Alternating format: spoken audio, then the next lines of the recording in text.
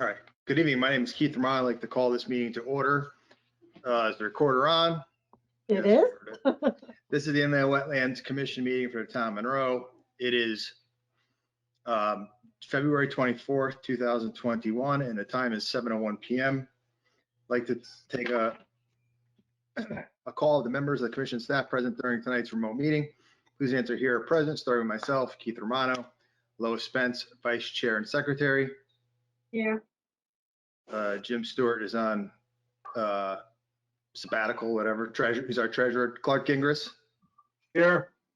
Ross Masterocco. Here. BJ Hall. Here. Denise Halstead, Inland Wetlands Agent.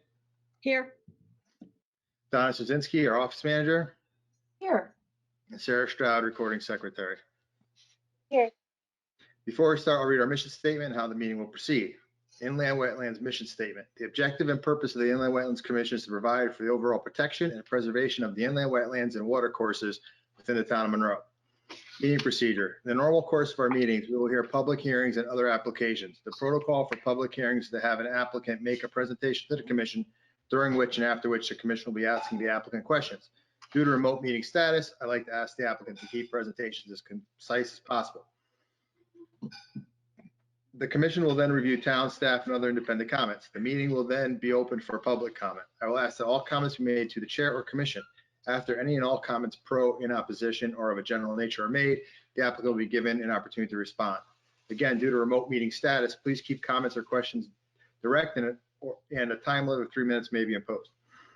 It is not necessary that the applicant respond, but generally in their best interest to do so. There will be no further opportunity for new questions unless new material is entered in as evidence or testimony during their response. Please keep all comments pro and con specific to inland wetlands related matters. Other applications that do not involve a public hearing will follow a similar format with the exception that there will be no public comments allowed. The meeting follows our published agenda unless otherwise amended. Are there any changes to the agenda? The only change that I have is that Attorney Russo requested that we push off his application, which is the first one under regular meeting, IWC 2019-12R A1 for Main Street 5 Victoria, because he has to attend a ZBA meeting tonight also. So he's going to try and join in later. So he asked if we could just table that till the end. Okay. All right. Okay, so now this is the general public participation part. Anybody in the public have anything they want to address the commission of tonight? Anything whatsoever? Okay, don't see anybody. All right, going to regulated activities, subdivision report, recommendations to P&Z Commission, none. Tabled the next one, public hearings, none. NOV discussion, nothing. Remediation submissions, IWR 2020-02, 224 Guinea Road, remediation plan to remove fill and replant the wetland area.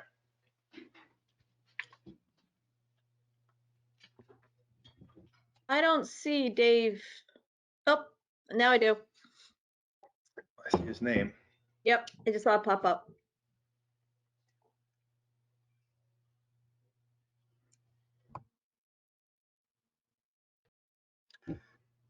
Good evening, members of the commission. I think we're still waiting to hear on the disposition of the conservation easement that we had proposed at the last meeting.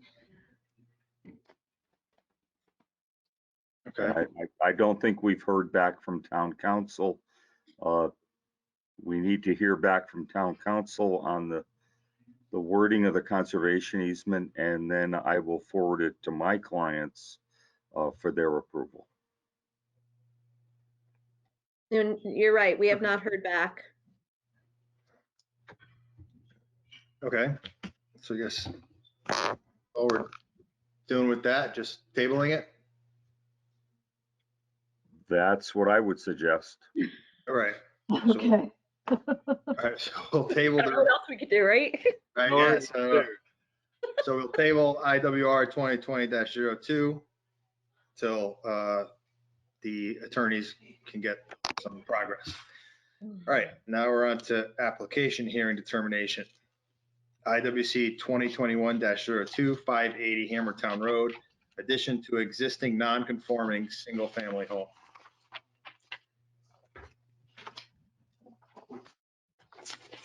I have a question. What does that mean? What is, It means that the house, it probably predates zoning. I don't have it off the top of my head here, but it was built so that it doesn't conform to today's current regulations. But where the addition is going, I did review this with the zoning enforcement officer. It does seem to comply with zoning regulation, like the zoning criteria right now. So our only issue is just, dealing with the wetland stuff.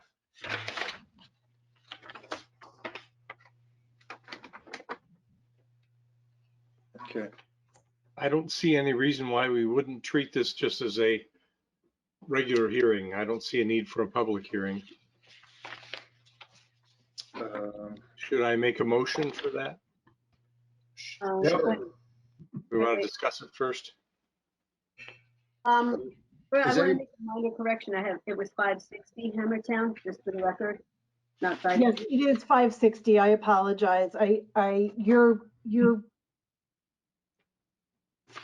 agenda that's posted has the correct address. The one that got sent to you had the incorrect address. Material. So, I had, I guess, some questions. Actually, yeah, if you want to make a motion, go ahead. I believe that's the stage we're at. Yep. I'd make a motion that we treat this as a regular hearing. You got a motion for the regular meeting. Do you have a second? Second. Second by Commissioner Gingrich. All in favor? Aye. Any opposition? Any abstentions? Okay, the motion passes unanimously. Well, we need discussion though. Oh, discussion. I went over, yeah, just because this is a determination. This would save the applicant time if they knew what we were going to be looking for future meetings, because they would probably not show up with it for the first one. So I did go over this, this application, and I wanted to just ask them if you could contact, or whoever it is that needs to contact the applicant. Yep. This particular application doesn't have enough information on it. First of all, it's too small. It needs to be, more than just a half of a small page. And there's no contours on it. I drove past it and there are some big tall knolls and there's some wetlands right next to it about 30 feet down from there. It's really very hard to see where this property is and what kind of contour situation we're talking in. You look at something on a piece of flat paper, it looks simple until you put it into the real context. It can be a lot different. That was one. And I guess that was the major one. And I'm having some issues, not issues, but I had some questions on the application because it looks like the entire thing pretty much is going to be disturbed. And yet they only say that 0.01 of an acre is going to be disturbed. And that is not quite right. So I don't know who needs to fix that or what needs to be done with it even, but I just wanted to bring that up. So hopefully the applicant can bring us a more complete plan. And, oh, we need a planting plan also. So hopefully we can get a more complete thing and then we can push this through more quickly. Thank Okay. you, that was my discussion. I've also got some comments because I'm familiar. I've driven by the property, and in another role in life, I knocked on the door there. So I've seen that the non-conforming property, I'm sure that issues like septic, all of those come to planning and zoning, but in regards to the impact of maybe a new septic system, those would fall to us to judge. But Sorry, actually, the health department would be reviewing the application as well. okay, the septic, they'll determine if they need to do testing and more septic. So I'm just trying to help you. It wouldn't fall on us. It should still, the health department has a say in it as Okay, well. so we're good on that count, but I like Commissioner Spence, I am concerned even with this simple picture, the 100-foot setback is right across the back of the house. So I would like to see a lot more detail on this when they do come forward and understand the contours and how they're going to put that together. It's a funny piece of property that is primarily wetland. So I think we need to look at it carefully. That's essentially an old homestead house or something there that was built. So I'm sure it was far predating any kind of zoning. That was my only comment. Okay.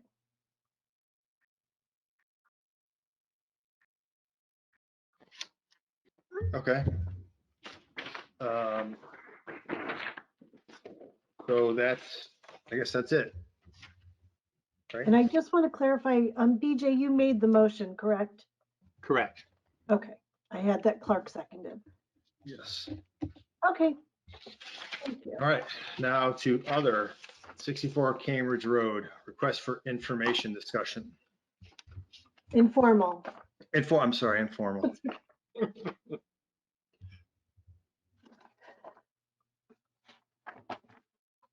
I don't know who's here to. See Kevin? Kevin. Hi, everyone. Oh, there you are. Can you guys hear me? Yes. Yep.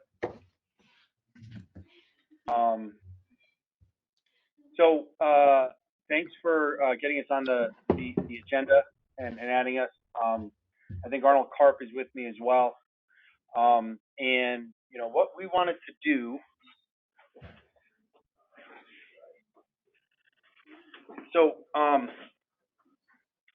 you know, we appreciate the commission's willingness to kind of let us come back in front of you so quickly. We obviously are very focused on trying to find a clear path forward for the property at 64 Cambridge and 4 Independence Drive.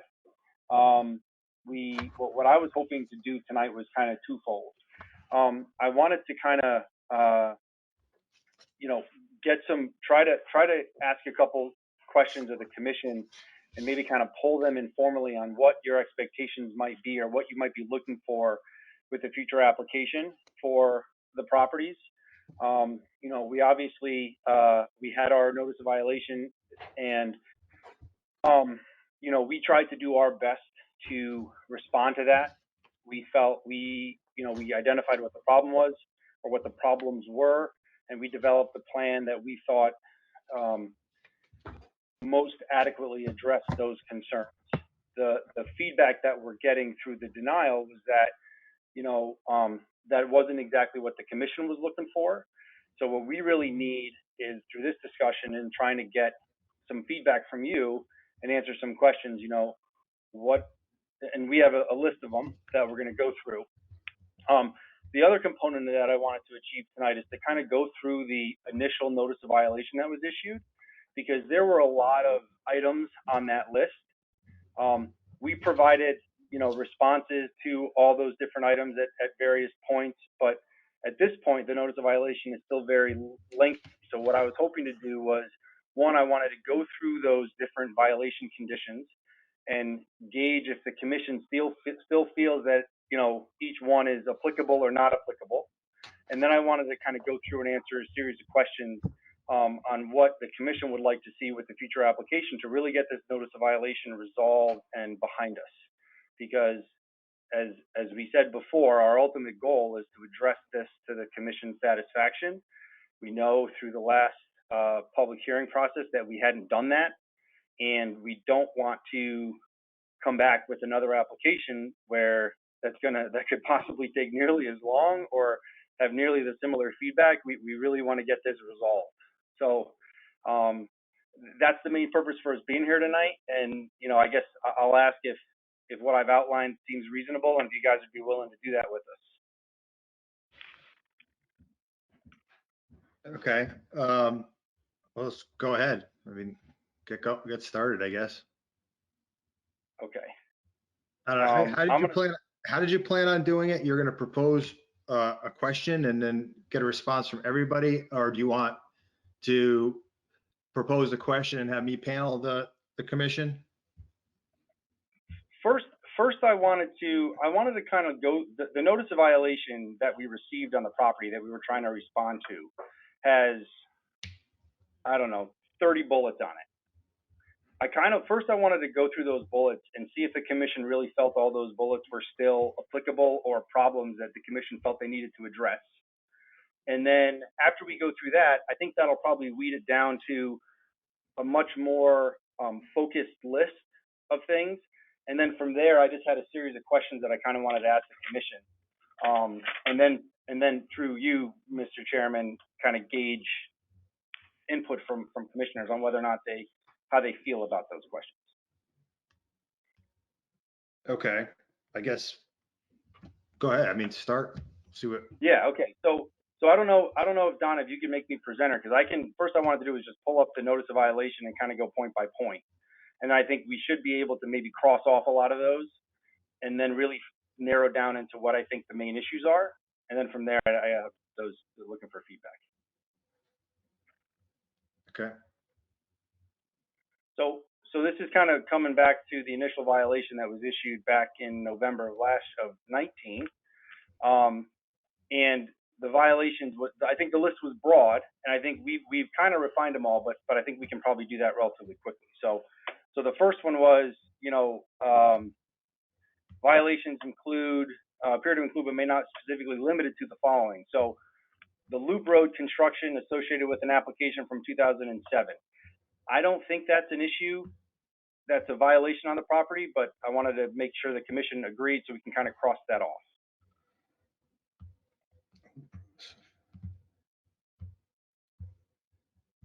You want to give us a little bit of just a little story to that?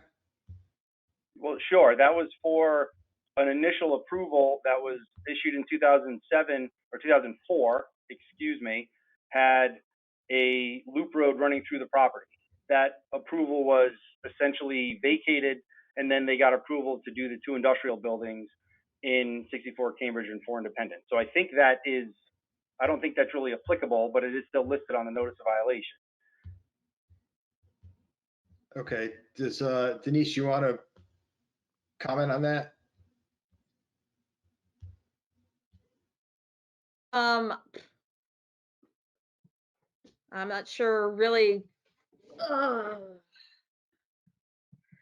mean, yeah, the loop road had gone all the way around, but with one of their last submissions, they were doing the cul-de-sac at the end, off of Cambridge. Right. So because of all the permitting history subsequent to 2004, I didn't think that was still an issue that really needed to be listed as a violation on the property. That's what, because we have such a lengthy list of. And there's so many because of all the different ones we had. I understand.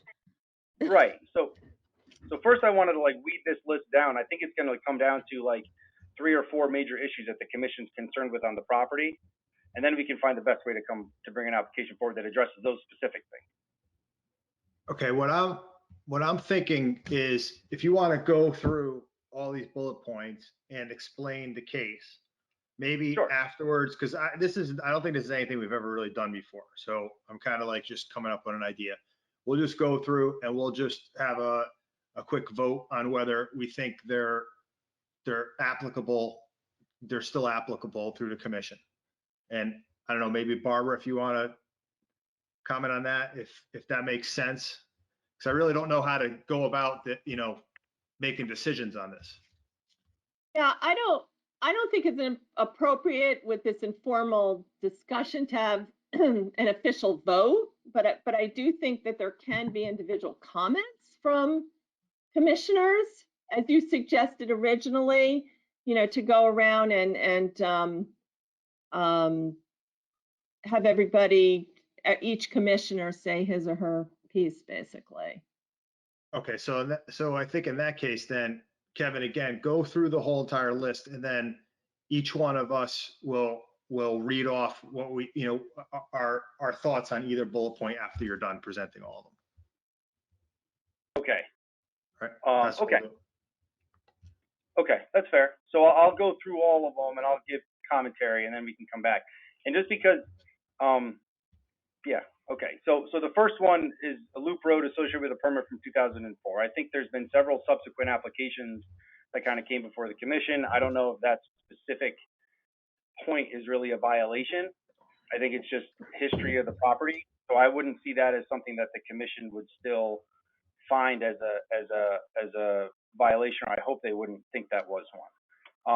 The next one, extent of site activity and land use in terms of type, scope, content, disturbance, and alteration, both geographically and from amount excavated, has exceeded in the wetland permit approvals. I agree with that. I think that's one of the issues that we recognized as part of the last application. That is something that is appropriate. Road improvement acceptance associated with I-621 were never completed and approval expired in 2012. Again, I think that's more of an approval that was issued that was subsequently modified, and the fact that it lapsed really doesn't have anything to do with a violation. So I was going to suggest that that really wasn't applicable. Detention basin approved for lot 28 is no longer a functioning detention basin. The basin has been obliterated by current site activities. Water quality and stormwater capabilities for a 100-year storm event no longer exist. We've actually, I think that's been restored. We know that we still have to provide an as-built to Scott to formally close that out. So I'd probably leave that on there until that happens. And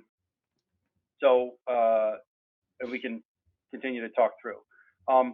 The next one, the water in the pit is pumped occasionally and is not known where this water is currently being pumped. Photo provided shows the hose directed toward an unknown outlet area, potentially wetlands.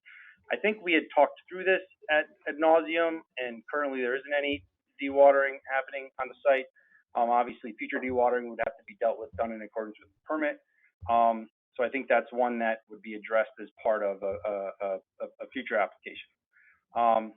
Commencement and continuation of site work without procurement of individual site permits. Again, we're trying to address that. So I'm not sure if that's an actual violation. There's no work ongoing on the property now. Need for clarification and or determination of limits of disturbance relative to regulated areas. I think we've provided that in our response to notice of violation. So I think that was addressed, and I think that really kind of ties back to the overall extent of site activity. So I think that's really the primary crux of the violation. Non-approved temporary driveway, wetland crossings in lieu of subdivision road and bridge crossing. That was actually established as part of the Section 4 re-subdivision. So I didn't know if that was still a violation. Need for maintenance of existing and or need for maintenance and repair of existing sedimentation basins and diversion swales and or berms leading to same. Again, that was addressing those was part of what the application was trying to do and what a future application would do. Need for maintenance of existing and or placement of new siltation control fencing. There is siltation control fencing on the property. Sediment migration into upland review area. I think that's really all ties back to this extent of site activity. Areas of disturbance beyond maximum allowed and or appropriate limits. I think we've acknowledged that. That again ties back to this second one.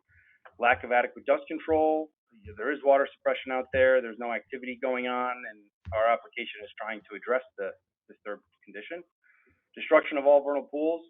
I don't think we agreed with that they were all completely destroyed. I think there was reduced activities, but I think that's a very broad and generalized statement. So I don't know if that's still something that needs to be listed. Non-submittal of discussed application for continued development and or site stabilization and restoration by July 20th, 2015. Again, that's more of a procedural thing, not necessarily an actual violation on the property.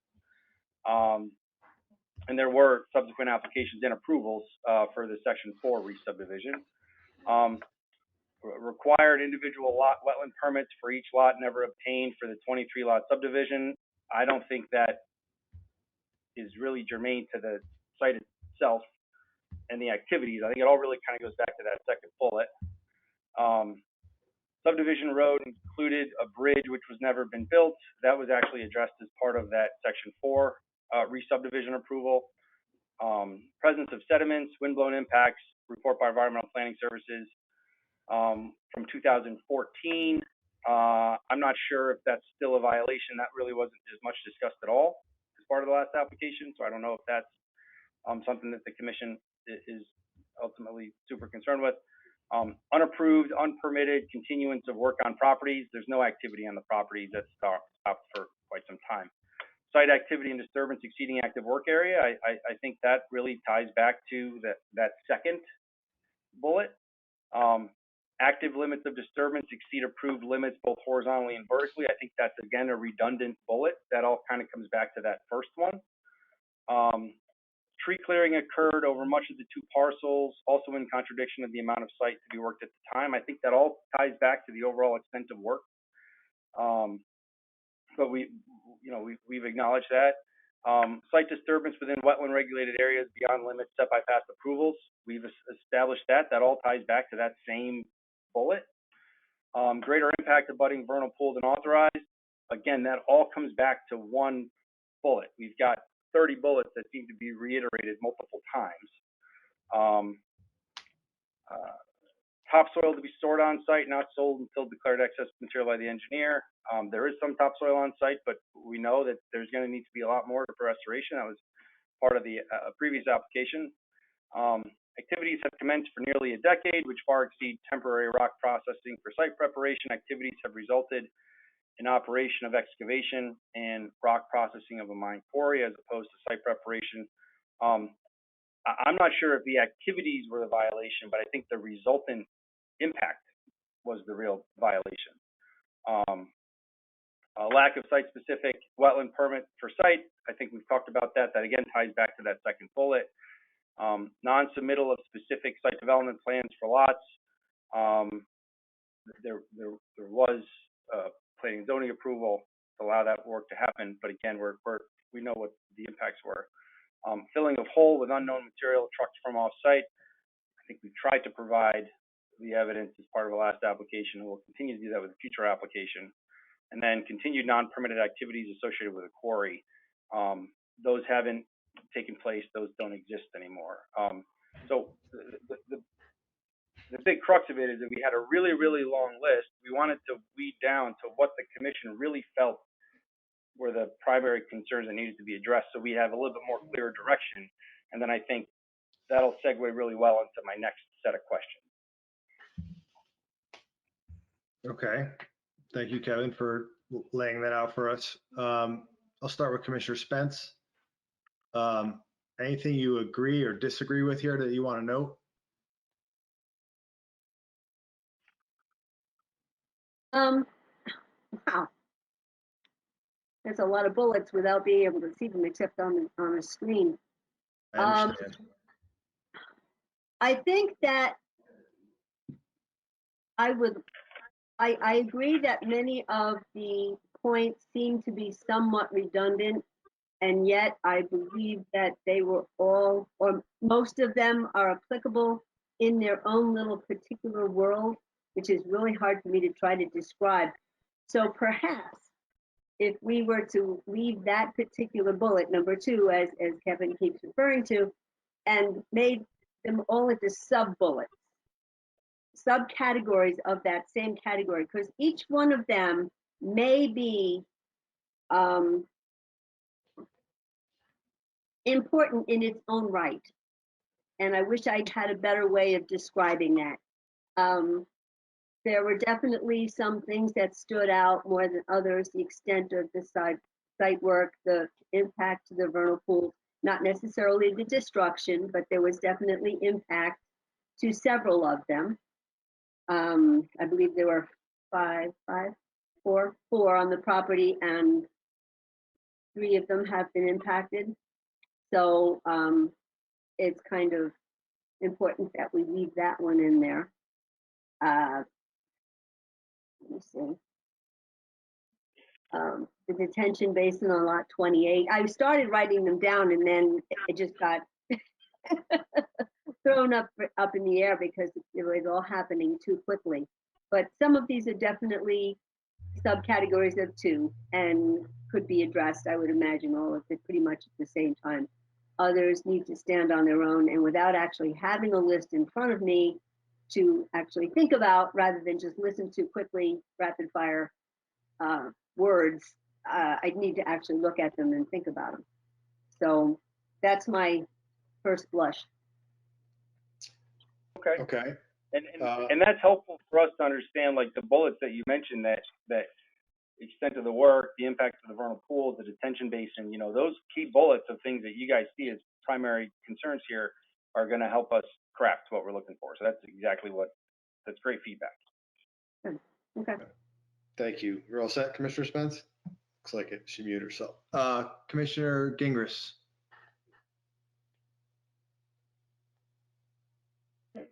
Yeah, Kevin, go to that second page.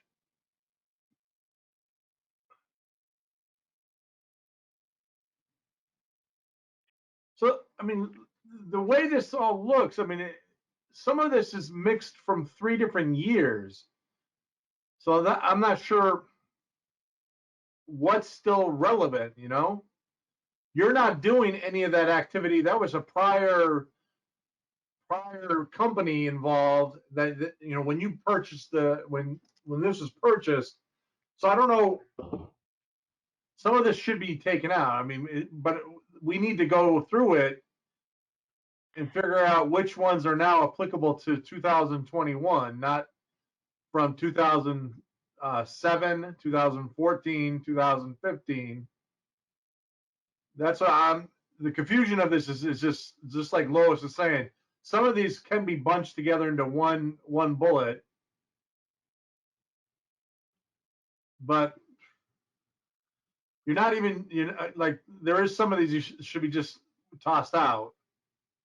But we need to have this in writing so we can go through this. That's all I'm going to say. I mean, I can't make a decision on what's still relevant and what's not relevant until we get it all in one piece of paper. And I think that was exactly our point. A lot of these seemed historic and not applicable to what the actual impacts were. Maybe I think this is good. I'd love to hear the rest of the commissioners, but I think to address the concern about the list, maybe what we can do outside of this is we can actually maybe send a list to Denise and meet with her and give her a proposal on what we think is still applicable. And then you can kind of have that in front of you to review at a subsequent meeting. Because what we envisioned to happen here is we wanted to come before you tonight. We wanted to kind of run through this. We wanted to ask some other questions that we're going to poll. I'd like to poll everybody on later. And then we're likely going to have another informal discussion before we prepare a formal application. Our goal is to prepare and to submit an application that everybody is on the same page with, or as many people as can be are on the same page with. We want to try to do this one more time, and we want to make it as streamlined as possible. Okay. My one thought is that maybe, Kevin, this could be put in more of an outline with, like you said, you kind of mentioned like major categories, subcategories, and then it might be a little easier to digest it versus looking at all these bullet points. The other thing too is on the very end of the list, a couple of those things that you did kind of cross off, but aren't those kind of like more P&Z related issues as far as like the whole and some stuff about continued non-permitted activities associated with a quarry, and then this big bullet, the one where activities have commenced for nearly a decade. If there was stuff that's kind of that we've learned since the beginning of this process are kind of not our jurisdiction, so to speak, maybe we could throw those in a category so that we could kind of like just kind of forget about them, but they're still part of the the process. They're not part of the process, but they're part of this notice, so that we don't forget them, but we just realize that that's not really our purview. So just separate them out in a way. Other than that, I don't know if I just want to mention that because based on what Clark said, I think it might make sense to have an outline. I'll go ahead with Commissioner Massaraco. I agree with you, Keith. Is that it? That's it, yeah. Thank you. Commissioner Hall. Yes, we spent, what, the better part of 6 months working on a solution to all of these things. And I think a much more relevant document for discussion would be the notice of denial, which points out those areas we thought needed to be improved. And if we work together to identify those, I think we'd do much better than looking back at some of the little details here, because all of these things were in one way or another addressed in one meeting or another. And we came to let's say we came a lot further along the process than this. So I just as soon not address this and look at our denial and talk about those issues in coming up with a solution we're all happy with. That's my comment. So Kevin, it's Commissioner, it's Arnold Karp. One Kevin? second. I just want to say thank you to Commissioner Hall for his comment. And the other, just my last comment is, yeah, maybe some of these bullet points actually were addressed. Obviously, I think they were all in one way or another addressed in your application. And also some of them may have been, I don't know how to say this specifically, some of them may have been kind of considered, not cured, but satisfactorily addressed, but there's certain areas where we have, some issues with the application. So I don't know how to, specifically pull those out. But I think having this in a separate, another format, so it's a little bit easier to digest. And then if there were some things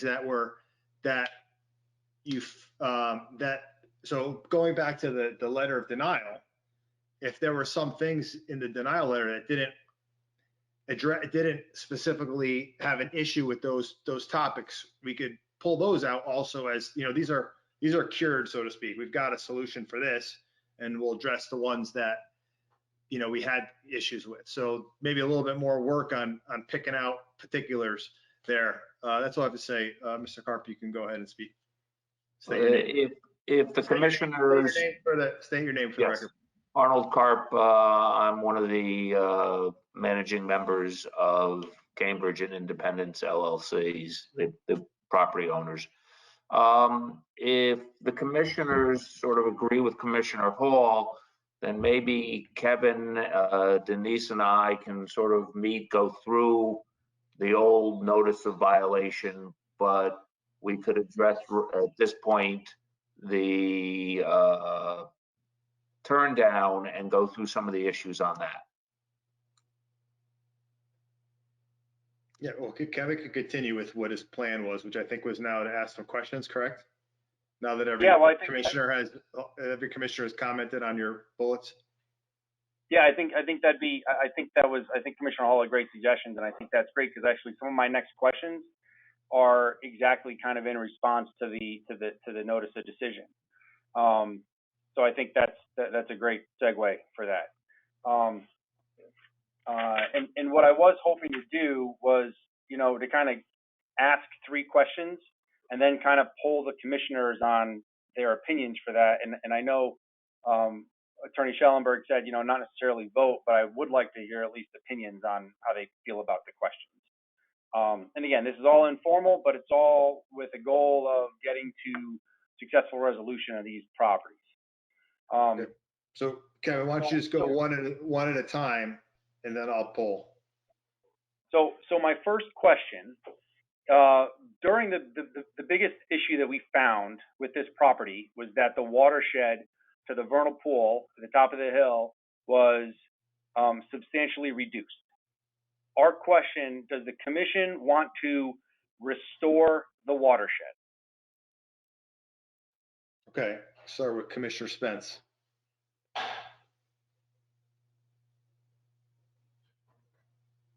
I would like to see the watershed restored, yes.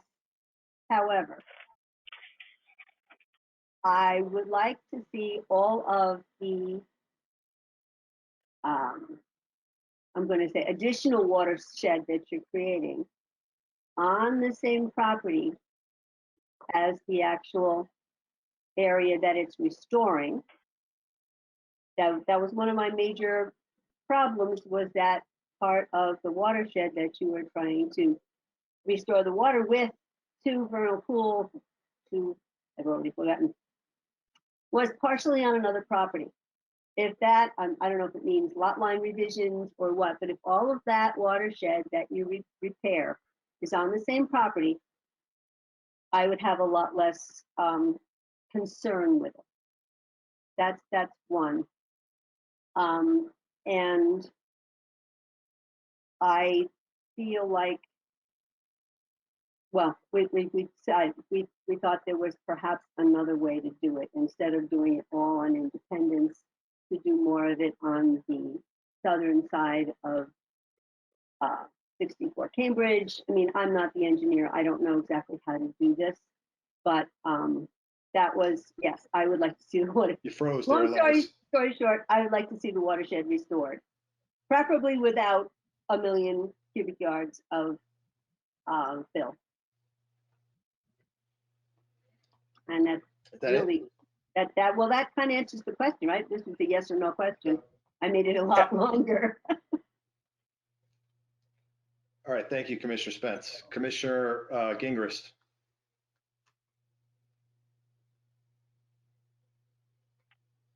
A lot of mine was about the time period involved in separating the two. You were trying to put too much into this remediation, and then also planning for your future building. That was my major concern, was like getting, separating that out. But I also didn't believe that first vernal pool that you were going to try to restore was going to come back. The one that was on top of the hill near the bridge or whatever was the one that was impacted the most. And I don't think, you could try to pump as much water as you want up there, but I don't know if that's going to come back, just because of the what happened up there before. Whatever was developed up on that hill when they were making that cul-de-sac, that impacted you guys more up on that side. That's gonna be tough. That's the toughest thing. I don't know if that's gonna really come back. I mean, you can try, but I don't know. You want to, with all that information, Clark, you want to just specify, is it a yes, is it a no? Is it maybe just as far as restoring the watershed? Well, yeah, if you can restore the other two that were also impacted, yes, I'm all for that. Yes. Okay, thank you. Commissioner Massaraco. Can you repeat the question one more time? So the biggest impact we found to that vernal pool was that the watershed was reduced. Does the commission want us to restore the entirety of that watershed? It would be absolutely ideal to restore the watershed. I think that's in everybody's interest to have that done. But I've spoken so many times throughout the whole process about how I felt about it. The idea that you had coming in, with all the fill and bringing the grade up, and I just wasn't very confident that was going to do the job during drought conditions. So yeah, okay. So I would like to see the wetlands restored. How? I don't know. That's about it. All right, thank you. Commissioner Hall? Go ahead. I just want to pivot for a minute, because I think maybe I asked my questions out of order. And I think there might be a different way to do it.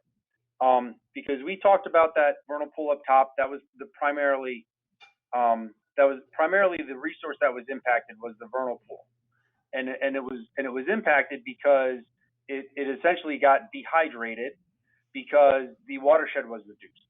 So let me ask my question a little bit of a different way, because I think Kevin, why don't we just continue on, because we're more than halfway through the commissioners as the first post question, and then if you want to ask it again? You want to like ask an Yeah, adjunct I'll do that. question? All right, Commissioner Hall. Thank you, Commissioner Romano. I had my response already, so Yeah. I felt like I was getting the rug pulled out from under me here. The simple answer is yes. But restoration to its original state, I think we all agreed was not going to be possible. So restoration, improvement, some other term for it would be more how I would look at it. And my two biggest concerns were the amount of time it would take before we saw results and the amount of fill that it would take. So I'll cut it off at that and wait to hear the question again. All right. Thank you, Commissioner Hall. My comment on this or answer to this question is, do we want the watershed restored or replaced? In my opinion, it's to the point where the violation started. So the violation of over excavation.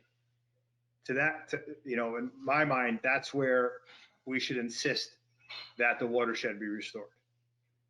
Because it would almost be going back and rescinding on a P&Z approval to say that you have to, replace areas that you were approved to be taken out in the first place. Not you specifically, but the previous, the person who applied for the application in the beginning. So that's my stand on that.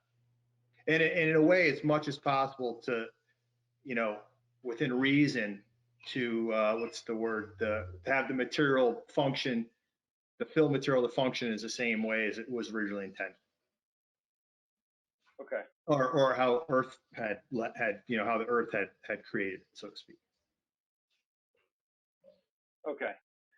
And I think that's incredibly helpful. Thank you, everybody. I didn't mean to cut anybody off before they got to answer, because I think ultimately the answer was what we're looking for. Because the other way I was going to ask the question is, I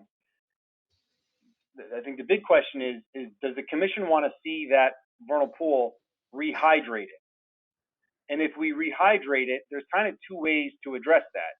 We can rehydrate it by restoring the watershed so that when we're done with our activities, the water drains to those wetlands. But the problem is there's no way to do that without the 980,000 yards of fill. We need to import a lot of material in order to get that grade up so that it actually restores the watershed to rehydrate.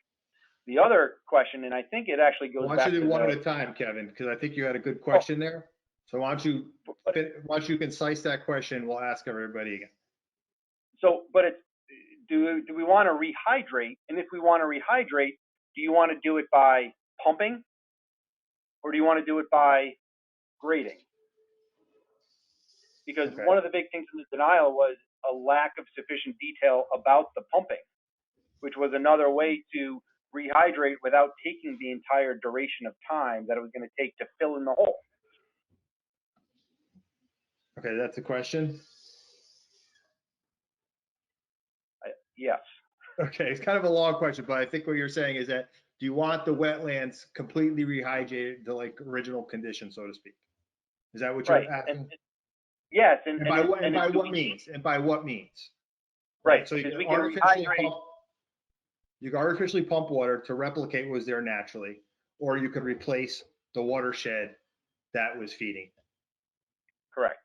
Okay, so we'll go with Commissioner Spence. Do you understand the question?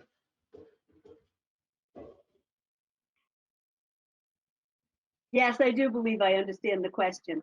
My personal feeling is that vernal pools are a vanishing and an extremely important resource.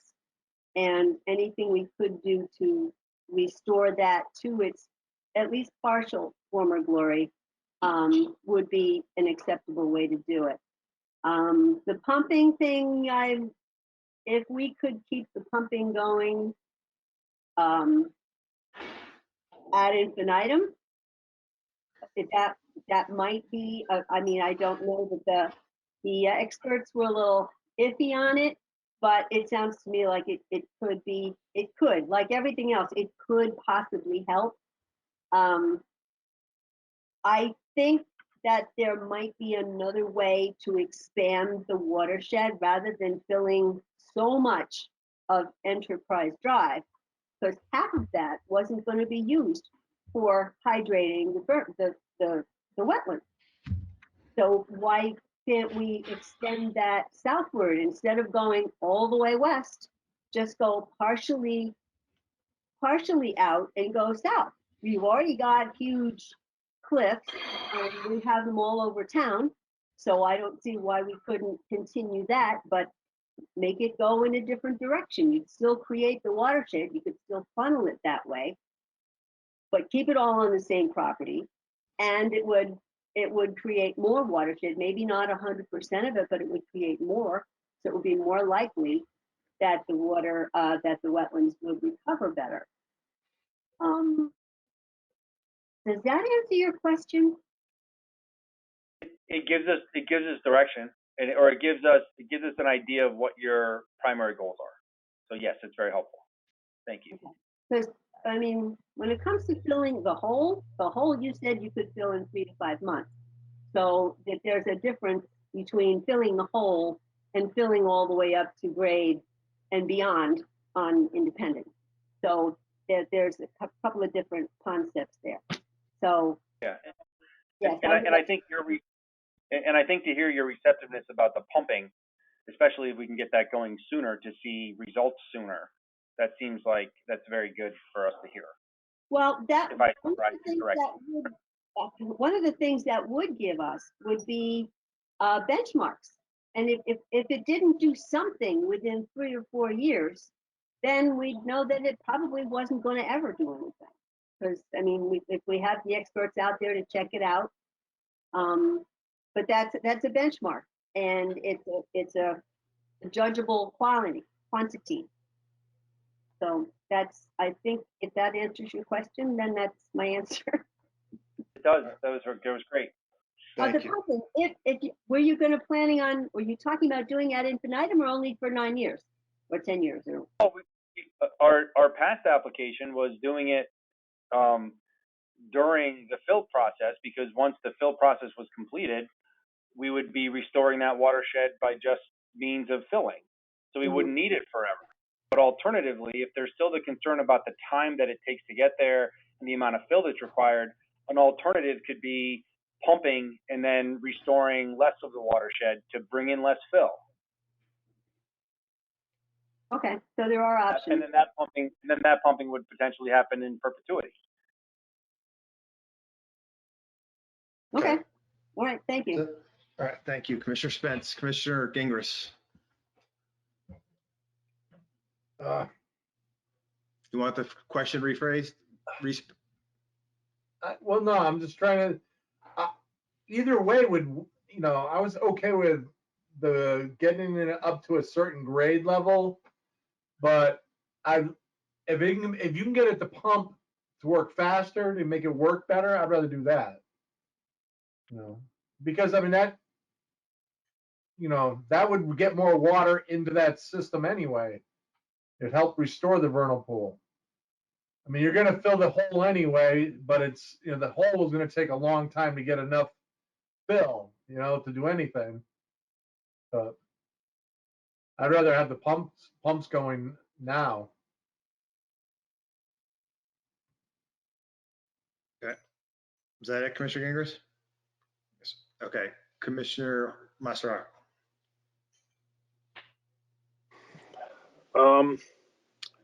I would like to see the pumping started. Get water up there as soon as possible.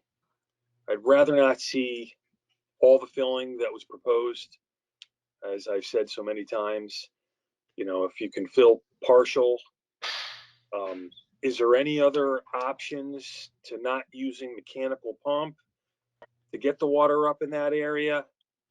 I don't know, maybe you can be a little more creative about that. I'd hate to see so much fill brought in and then relying on Mother Nature to get the water over there coming off a parking lot. That's about it. Thank you. Thank you, Commissioner Massaro. Commissioner Hall. Yes, I guess as to the question, does the commission want to see the vernal pool rehydrated? Yes. I think the discussions on pumping are valuable here because the late to your application modifications came the pumping from the well, and there was a lot of positive elements to that. There was a lot of things that were as yet undefined or concerns to us in pumping 1,500 feet in an area that was going to be heavily trafficked by trucks. There were a lot of concerns there. But the idea of pumping from a well up to there was very positive to me. So I'm concurring with Commissioner Spence, Commissioner Mastracco, I guess all the commissioners on the pumping aspect.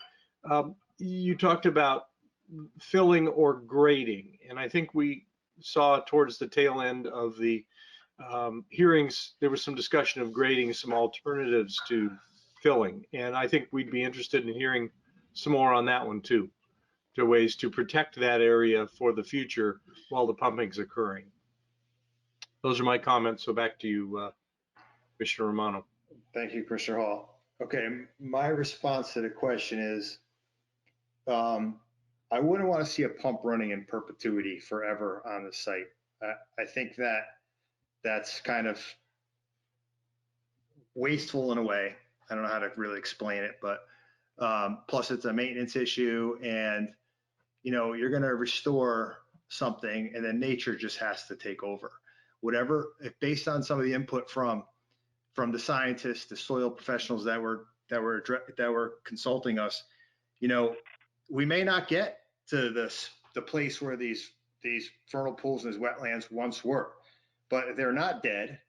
And any improvement, any additional watershed or water that's brought in there, whatever the means be, is going to make these places improve, and they're going to adjust to their new environment, and they're going to get, I believe, better than where they are now. I don't know that it's possible to get 100%. The other thing is, as far as restoring the watershed or rehydrating the wetlands and the vernal pools, yes, I'm in favor of that, but in the way that it was supposed to, but to the point that some of it was approved to be removed. So in a way, if Superman could fly around the earth 1,000 times in reverse, and they put all that material back in that solid rock and the permeabilities and the layers of natural soil, that would be my preference. That it was the part that was supposed to remain from the initial part was to be put back, and then the rest of it, whatever works for the applicant for their best use of the land for future development. That's my way of putting it. Okay. Thank you. That's very helpful. And I think, some of the other kind of points we're getting from this is that I think that, it's important that we try to do this so it's all contained on one property. I think we can certainly provide a lot more detailed information on the pump, and then how to maybe restore a portion of, but not all. And I think if we can do this in a way that can reduce the amount of time needed to get to that future condition where nature is dealing with it versus mechanical means, it seems like that there's a general consensus that that'd be kind of well received, which I appreciate. Another item that was in the denial letter was that it was clear that the method in which we made our application wasn't favorable, in the fact that we did it via site plan application versus a restoration application. I know we went through that ad nauseum during the hearing, but we're going to bring back a restoration application, which is essentially likely going to be limited to just site grading, and not necessarily include a building. That's going to create another challenge for us once we get to planning and zoning. But that's going to be something that we're going to have to deal with on that side once we get through this commission. Because clearly, I know that was something that wasn't viewed favorably. And I think the other component too is we had proposed a lot line revision which did try to change the watershed limits and things like that. I think one thing that we might be considering is bringing back almost 2 applications, one for each property, and maybe those applications can have different time requirements associated with them, so that we can likely restore the rehydrate via pumping, immediately to get some benchmarks as Commissioner Spence mentioned, and really see how that works while we continue to do the fill, but try to minimize the amount of fill that's needed. Okay.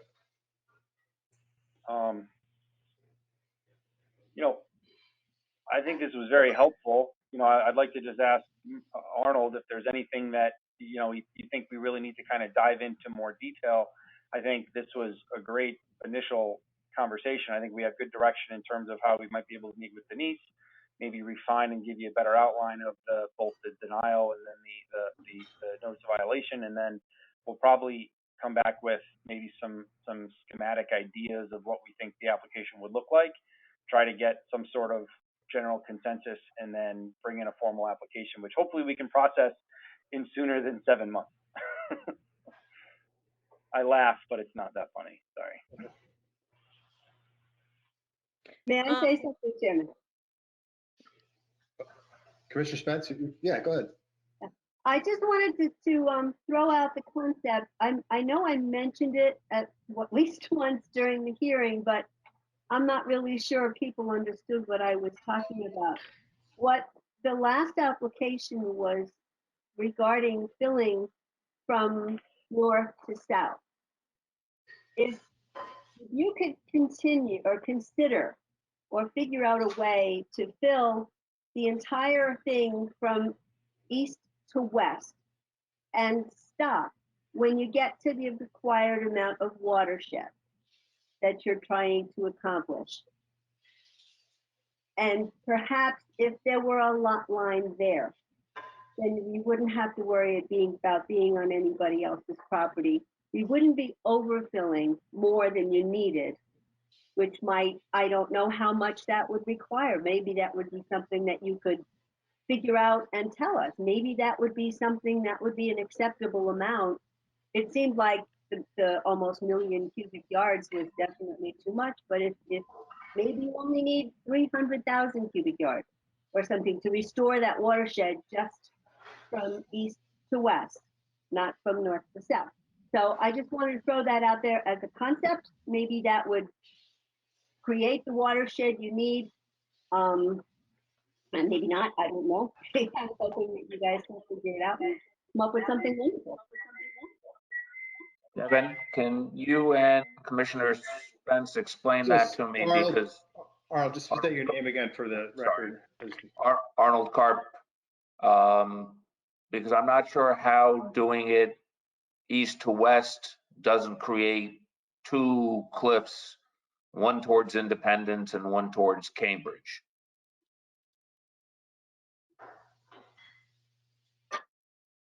Was that directed to me, I assume?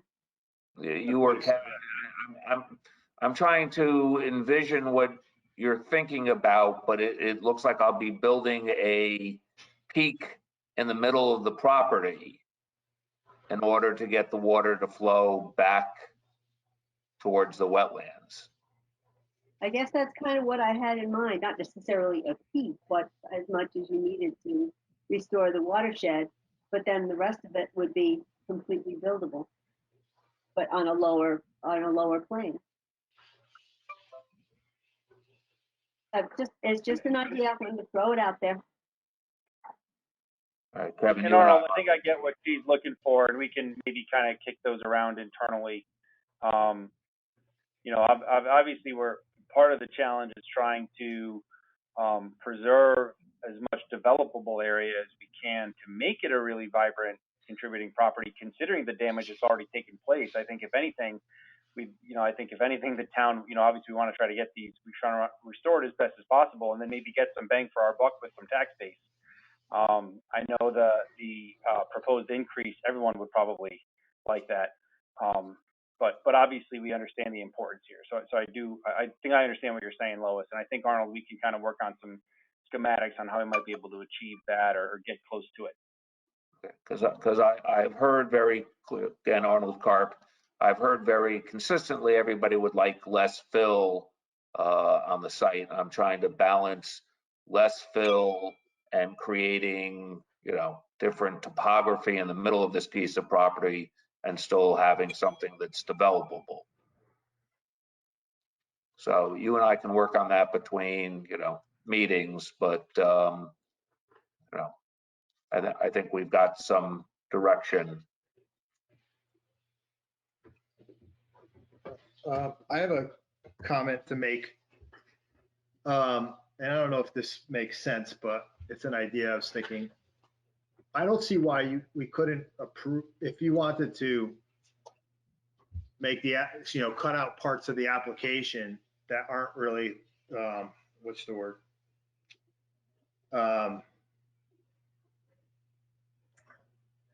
Let's try to say this another way. Like, for instance, your building and your new building, and say taking if you were going to use stockpile material on site to fill in the deepest part of the hole, is it possible to come to us with those separate things in an application, so we could maybe approve that and allow you guys to start getting some stuff done there, instead of, because this could, with the specialist coming back into this, this could take a couple months. I hate to have to say that because we've already invested, it's a lot of time on everybody's hands, but that just may be the way, this plays out.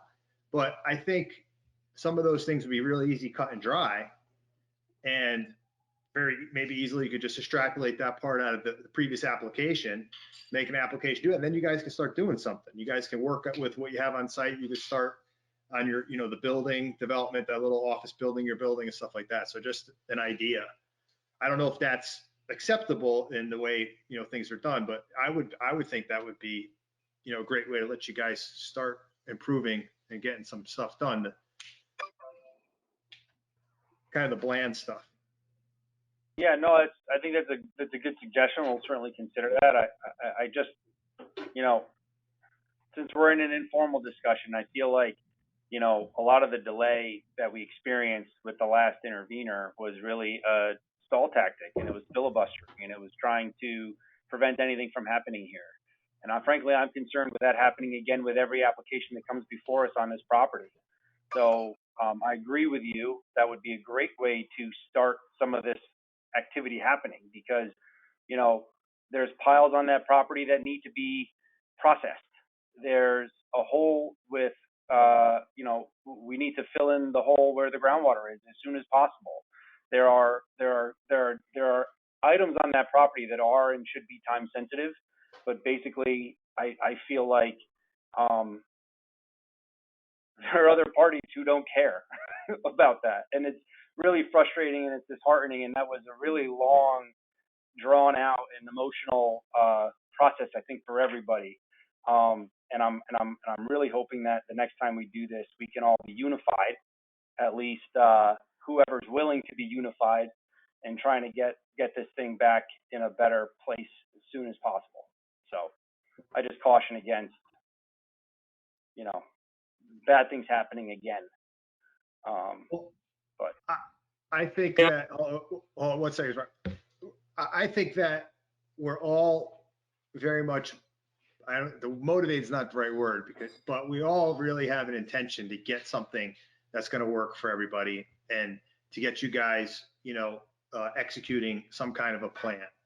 I know that part of the reasons that the previous application took so long is because we spent a lot of time on stuff that really didn't apply to us, and then when we got our consultants in and they helped kind of with our focus, we don't, but I think that it's still going to take a little bit of time. It's not like you guys are going to come back in the first meeting and probably have a full. So that was my suggestion, because I think, is it possible, do you guys come back to us with the next, with an application, the stuff that was already been discussed that we think is kind of bland to the project, and we can just, that's all I'm saying, is that we would like to see you guys taking advantage of time, and even, I know, gravity, time and gravity helps your, your work. So I think Commissioner Massaraco had something to say. All right, so a question for you. Has the hole ever been pumped dry? And Yes. if it has been pumped dry, does it just bleed out of the ground at the bottom of the hole? Now- It Go has ahead. been pumped dry. When it refills, it's a combination of some water bleeding out of the, bleeding up from the ground and from the sidewalls, but it's also the low spot in the site. So there's a really large area that when it rains, it drains there. All right, But it has been pumped dry. all right, I had an idea in my head. Don't know if it's feasible, but if you were to take a straw that would sit, the bottom of the straw would be at the bottom of the hole, and the top of the straw would be level with where we want the water to go in the wetlands. And say the first 10 feet of the bottom of the straw had holes in it, and you fill the straw with large stone. And now you fill the hole up with very dense compacted material. Would the water bleed up that straw naturally and come out at the top? No, because water has a way of attenuating. It finds natural equilibrium. So it wouldn't really come. It wouldn't come all the way up at the top. But it would. It finds equilibrium everywhere else. So it's not going to push that water up at the top. It's going to essentially the balance of the water surrounding it will kind of find equilibrium somewhere. I wonder where that equilibrium would be. Would it be 15 feet off the bottom of the hole? Maybe the pump doesn't have to be that deep. If you can just get the water to naturally rise to a certain point. Just an idea. Yeah, it's an interesting thought. Thank you. Okay. Is there anything else, Kevin? I think this was a good first start. We really wanted to kind of hear some genuine thoughts and comments and questions and answers. I think you actually helped us quite a bit because you helped us kind of paint what the primary concerns are with everybody, and it'll certainly help us craft our next discussion with you and then a formal new application. I'd only ask, we'd love the ability to kind of come back before you, maybe not at the next meeting, but maybe right thereafter. We'll meet internally and we'll continue to try to come up with the best plan that we think will address all your concerns. Okay. Thank you. Thank you. Look, and then it's Arnold Karp again, Commissioner Romano. Look, I have to thank the commission. On the other hand, we spent really 9 or almost a year working on this. What I've tried to express to Kevin and everybody else involved on my side is to come in with an easier understanding application, so that, just as you pointed out, the longer we wait, things don't get better there. So one of the thoughts is to come in with an application, I'm going to say early and often, to start to try to rehydrate those wetlands, be it by pump, mechanical, an overall less fill program. But yes, nothing is getting better in the year that we've put in on this, regrettably. So we're looking to come up with some solutions that work for the commission, work for us as the property owner and the sensitive to the environment. But I agree with your sentiment of let's try to get something going, because the concept of losing another year, I think we can do better work together than that. Okay. Thank you. Thank you. We'll see you soon. All right, we'll move on to deliberation session. Starting with IWC 2021-01, 74 Enterprise Drive, construction of industrial building with associated site improvements. I think that was. Okay. You should have gotten those in your packets. 74 I might have emailed to you. actually.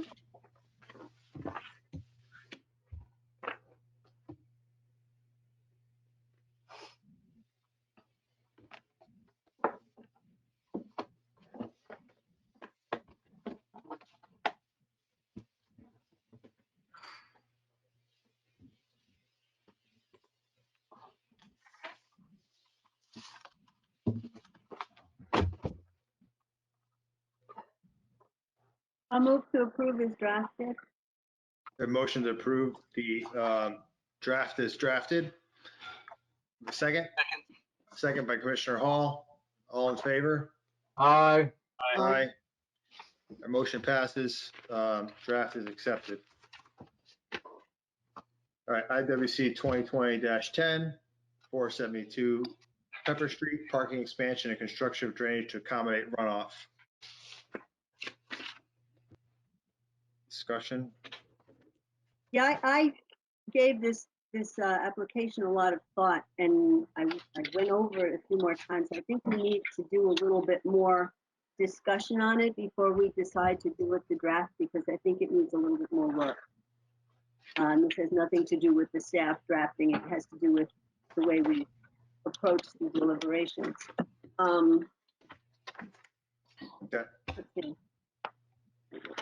Start.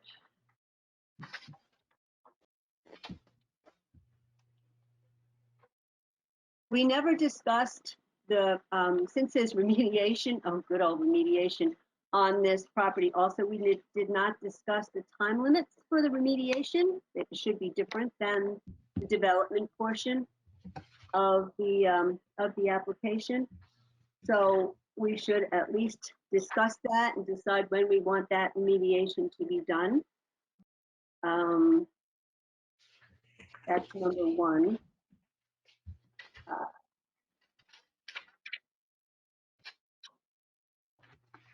Let me see.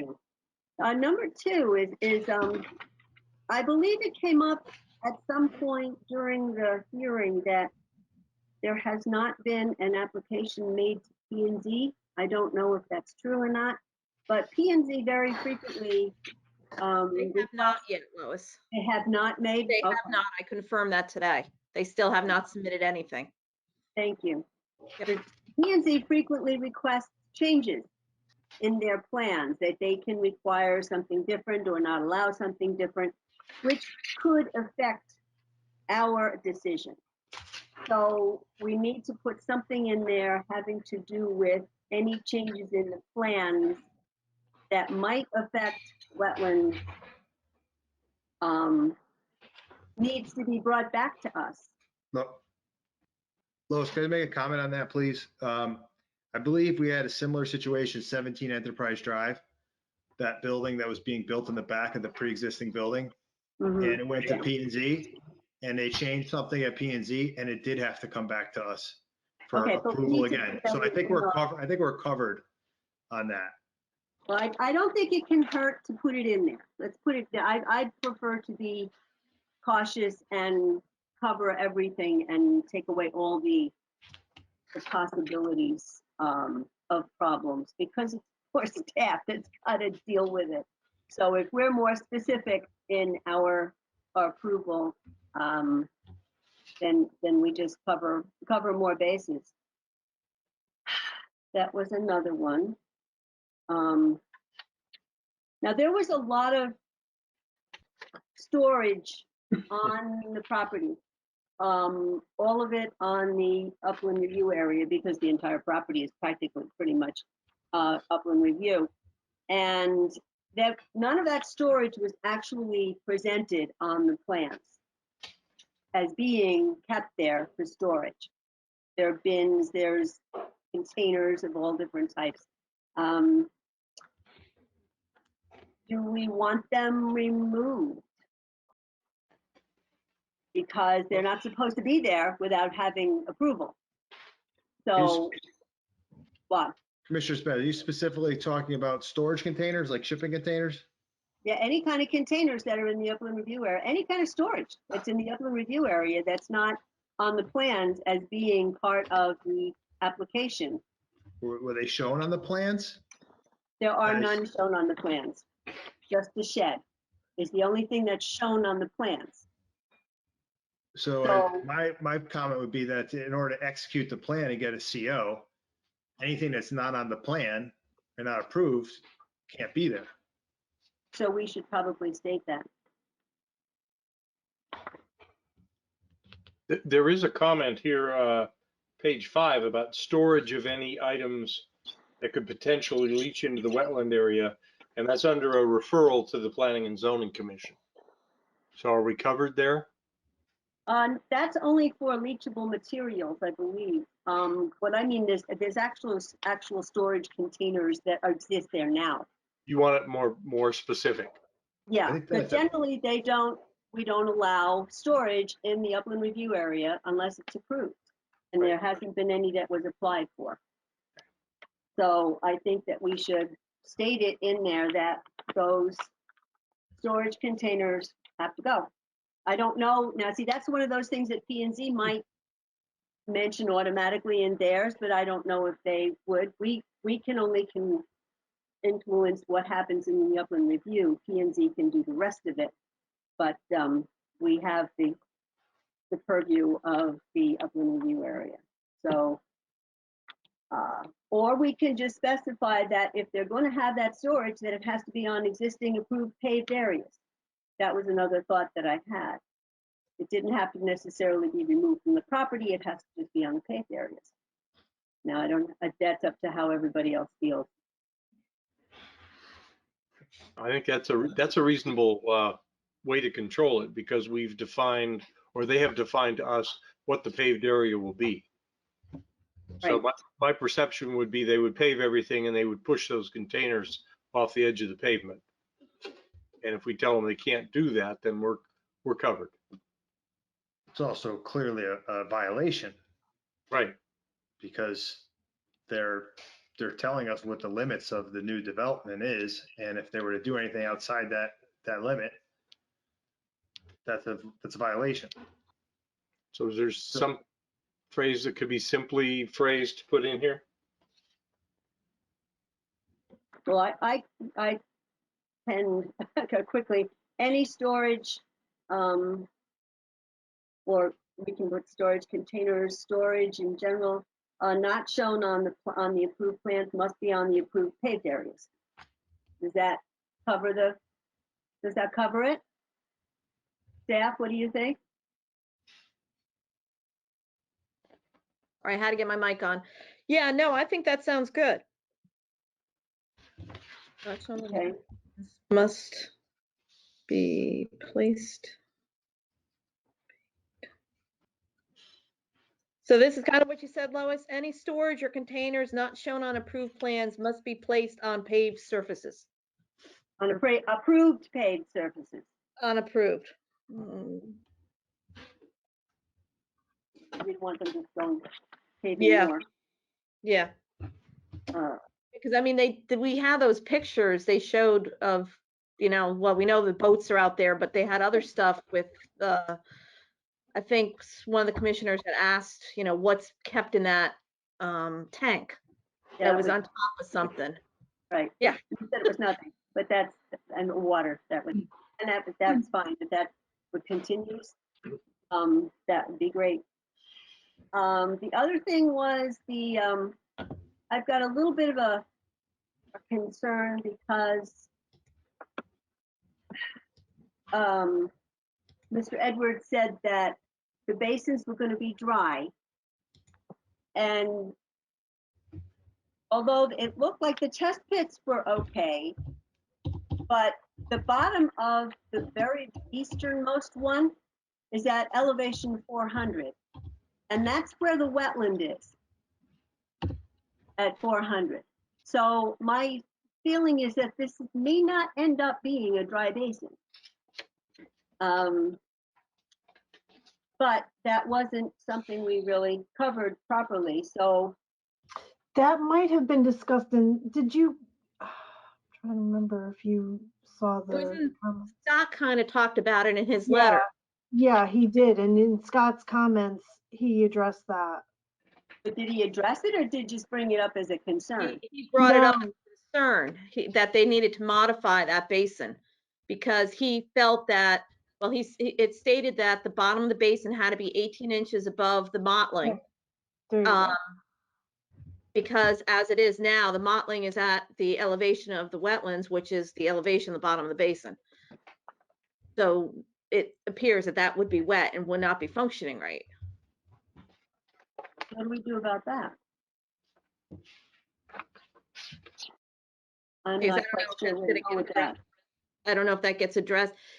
You know, it should be addressed at P&Z, and if it is addressed at P&Z, it's going to modify that basin, and they're going to have to come back to us.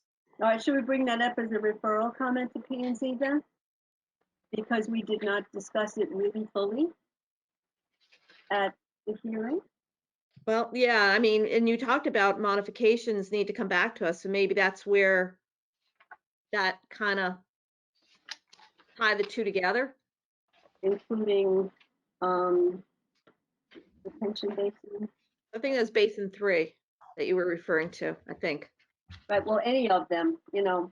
Yeah, There was no test pit for detention basin number 1.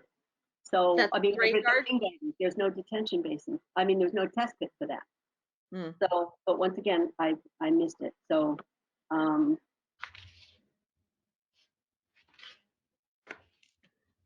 okay, another one was, Denise, maybe you have it. You have the wetland markers on your plans on the legend. I see the markers, they're on the plans, but I don't see the legend. They did finally, I had questioned it because the original legend didn't match what they had shown for the markers. Okay. So I questioned it, and then they did revise it, and they did finally match. Okay, because it wasn't on my plan, so I wanted to make sure it was on somebody's official plan. I did see it in the legend, yes. Okay, good. Okay. And it matched.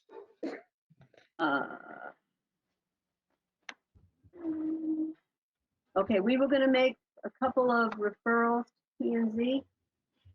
They're at the end there. Did I not see them? They should be in. They're on page 5, the bottom of page 5. It says referral to Planning and Zoning Commission. All right, I'm sorry if I missed it.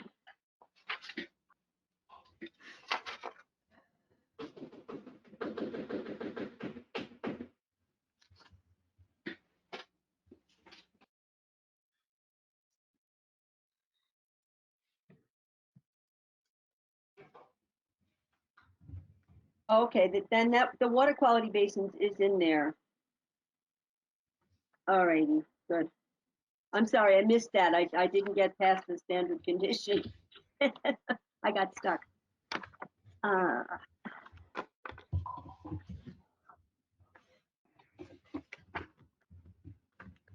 Oh, the thing about the pipe. Did we fully finish that? If they discovered.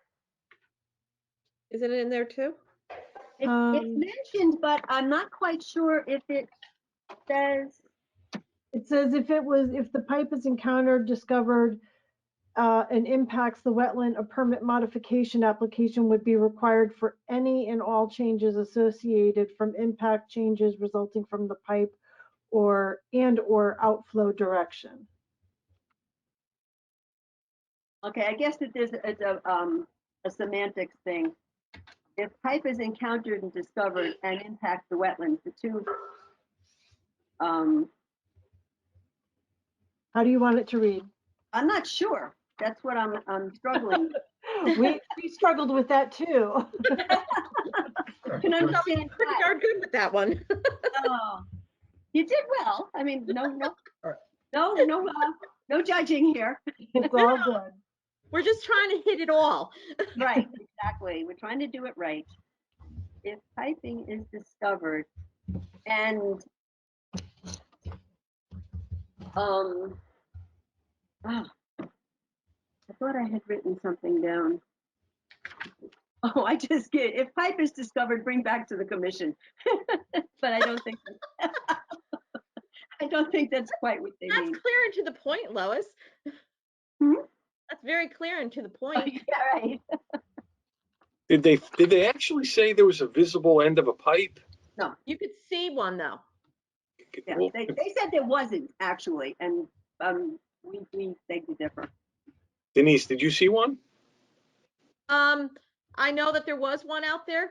I couldn't see it because unfortunately I went there after the snow had fallen, but just based on the topography, there seems like there might be one over there, and I know that one or maybe two commissioners saw one. Can we recommend that they have it scoped? They go in with a camera and see where the hell it goes? I don't know if we can at this point because we didn't say it before we closed things. Yeah, But we did discuss about if a pipe was discovered, and so that's why we have it in the approval draft. all right, how about we say if pipe is encountered, discovered, and dealing with it could impact the wetlands. That was just missing that verb. That's what I'm trying to get in there as that verb. If the pipe is encountered or discovered and addressing it could impact. Yeah. How does that sound? Yep. I mean, Ross, for all we know, it could even just be a piece of pipe that's just, Garbage. true Scrap. garbage. Yeah. Who knows? Who knows? But And it could also be a curtain drain. But Very also they're not going to want to bury anything that's inactive because it's going to cause them problems. So it's going to be there upon inspection. right. It's not like they're going to just make it disappear. If it's groundwater or anything else leaking out, they're going to want to have it go to daylight so it doesn't cause, a water problem underground. So Yeah. I don't and see they're why doing- anybody would just take a pipe and bury it. It wouldn't do anything to the wetlands if it was buried, but it doesn't make sense to do it. No one would I've ever do seen that. stranger things, Keith, unfortunately. People do weird things, but if you covered up a pipe or you plugged it, what does it do? Oh, I How's don't think they'd cover it up or pipe it, but Larry had kind of mentioned that maybe they'd reroute it to another wetland. And that's Yeah. just what we don't want to have happen without Yeah, you us. can't just seeing it. arbitrarily reroute something without, Right. talking to us. So I think just those words and addressing it could impact the wetlands. Okay. Blah, blah, blah. And I think those were all my comments, so the remediation time limit is the one thing that we needed to discuss more as a commission. When did we want to see this remediation done? I don't remember there being remediation on that. Yeah, that was the plan that, The last minute thing was the last answered. day. yeah, because they had said that they didn't impact the wetlands and then they listened to me and said, oh yeah, we did. The boats and everything were in the wetlands. And so they had that remediation plan, and I don't remember the woman's name who did the planting plan that presented it. Okay. So it's a small area, but it was presented that night. We closed everything, and you're right, it was remediation, so it was a little different than the site plan that we were concentrating on. Right. What is it? How much time does he have with this approval to get it done? 5 years? Well, it's 5 5 years. years with the approval, but if Plus it's a 5-year extension. yeah, possible. So it Yeah, could be 10 years. So if we don't say right off the bat when we want this remediation done, it's not gonna be done for 10 years. it could, yeah. But doesn't he have to do this to sell the property that he said he's in contract to sell? To get a CO, to get a If we transfer of say title? so, because What? the approval goes with the land. So that's why we'd have to specify. Otherwise, it could just be. There's what's been he- no but what's he- violation. So why, okay, I don't understand why he would even bother then, if he could just sell it as is. There's a reason why he's doing this and coming to us for a permit. Well, Lots is of- he selling it as is? I mean, I thought this was No, I'm more of assuming he's because of his selling it. tenant. He's selling it. I'm assuming he's doing this the contract is to have this work done. Or he would just pass it on to the new buyer to come here. I think he said that, I thought he said in the hearing that he needs to, this is part of the deal to sell the property so that the user is all the users are in compliance. So the person who's buying, or the whatever's buying, is buying the tenants that are already there then. Because I mean, this was really being done because of the tenants that are there and bringing it into conformity. Yes, and he said one of the tenants is purchasing, I think he said that. Okay, So I don't remember that. either- for some but reason. either way, Yeah. who wants to buy a non-compliant piece of property? And he's, You're right.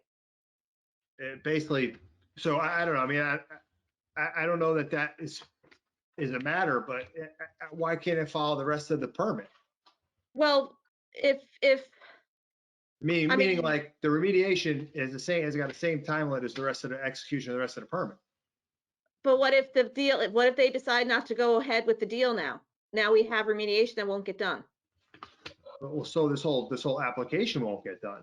So this Right, but now, application part of now the compliance. violation is gonna be on that property. That's true. It's all the approval if he sells it, the approval goes with it. The next buyer can do the work. Anybody who wants to get it into compliance, right? This property into compliance. Because is there use violations on this property? I think there may be, but which is why I'm surprised that they haven't submitted to P and Z yet. I mean, they told us a month ago that they were submitting and they still have not. I mean, it seemed like they addressed everything. So I don't, if, we add that in there. It says a 5-year expiration date. I mean, With did a they, 5-year extension possibility, yeah. that's 10 years. So they could opt not to do anything. Right? Well, and I guess if they, yeah, and if they don't do anything, then we go after them with a violation, because we know In 10 there's a years? I violation. mean, what? In 10 years though, that doesn't No, accomplish. that it. violation could go at any time. But then If they're we in can't- violation. we Wait, can't let me- tell them that there's a violation if we didn't They tell have them a what we permit. wanted to Well, not be done with it. How do we know there's a violation? Was it voluntarily discovered by them and brought to Yeah. us? Or did we We give them got a a letter. violation? We got a letter from Edwards saying that, yes, there was it Edwards or Danzer? Danzer retracted what he initially said. Right. Yeah. He retracted it and he said he was gonna, put forward a remediation plan. So And this it's was, part of the package. It's part of their presentation. It's part of their application. Yeah. Right? So it was a self-discovered, they brought it to our attention. Right? So they're saying they're gonna fix it. Right? They're professional, right? We didn't give them a violation. We didn't find it, or it wasn't reported to us. We didn't give it to them. They have it in their application. Why is that not just as binding to get it done as anything else? just because of the time limits, I guess. But most people don't spend the money to hire an engineer and just get the approval and not do the work. There's a reason, there's a driver, there's a financial driver for them to spend money on an engineer, spend money on a soil scientist, make an application to the town when he's got a sale on the line. I mean, why would we separate it out? I would say, Keith, in my 15 years on the commission, almost 25% of the permits that we issue don't get done. Or they're not interested, they just don't get pursued, nothing. So I think we should we should give them a notice of violation. And it's handled differently. This is an application to do work on the property. And, they should have the time frame should be the time frame. Like, how are we giving them, what's it, just on the previous Cambridge? We're not telling them they have to fix, they're giving them 10 years to, that proposal's for 10 years to fix a violation. That's why we didn't like it. Well, you can't do it overnight. You can't do it in 3 months. It's not physically possible. So what I'm trying to say is that it seems to be included in their application to fix this. So we're going to throw another restriction on it. I don't know. I don't know if it's simple adding a text to this, or is it complicating it? I don't know. I mean, we don't see a lot of this. So. Right, we don't. Well, how does everybody else feel?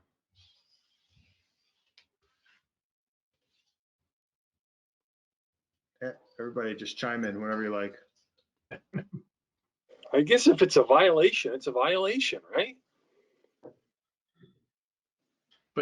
But it didn't come to us as a violation. I'm going with it. Since it came in as an application, they're gonna be doing the work no matter what. Because they want to sell the property. The cat's out of the bag now. Yeah. I mean, I guess if we wanted to, again, it wouldn't be part of approving the application, but if there's a legitimate notice of violation to go out, We could do that, so it's attached to the land record, if we want to do that, but, I mean, I think this application, this approval is attached to land record, correct? So so if somebody were, if they were just to sell it and not do this work, if a buyer was to come along and do his due diligence, he's gonna see that there's a violation attached to the application. Or is That's that, if is that a we put separate issue? violation in. Well, no, they're saying there's they're presented to us a wetlands But they remediation. didn't, Oh, right, no, but no, it's not a violation. I'm sorry, it's not a yeah, violation. you They're can't just saying use they're it gonna as a remediate. violation. They realized that, yes, some of the wetlands was disturbed, so they offered a remediation plan. Mhm. I hate to overcomplicate this approval. I agree with you, Keith, because it sounds like we'd be just throwing something else on top of it that they're already going to be fixing. All right, how about we just put the verbiage in the, excuse me, in the approval that we acknowledge that the remediation proposed is to address a violation and that it will be on the land Well- record until that part is fixed. I mean, that's not giving them any timelines. It's really not doing anything except making it legal and official. But, and that way, if there is any other potential buyer that may not want to look at that particular development, maybe he doesn't want to do that, so he doesn't look at it as a remediation. You gotta remember, there's not, just because it's proposed as coming one thing, it could go in different directions. So it behooves us to make sure that we're covered in all directions. So If we I'm note just- that if we note that in the record, are we required to define what that violation is and issue a notice of violation? I don't know, Barbara, maybe you would know that. I don't want to get us down a bad path here. I know. Yeah, and it's question, is it considered a violation or is it I mean, we haven't given them a notice of violation, but it is No, technically a violation. Yeah, I mean, I don't think if you haven't issued a notice of violation, that it is yet officially a violation.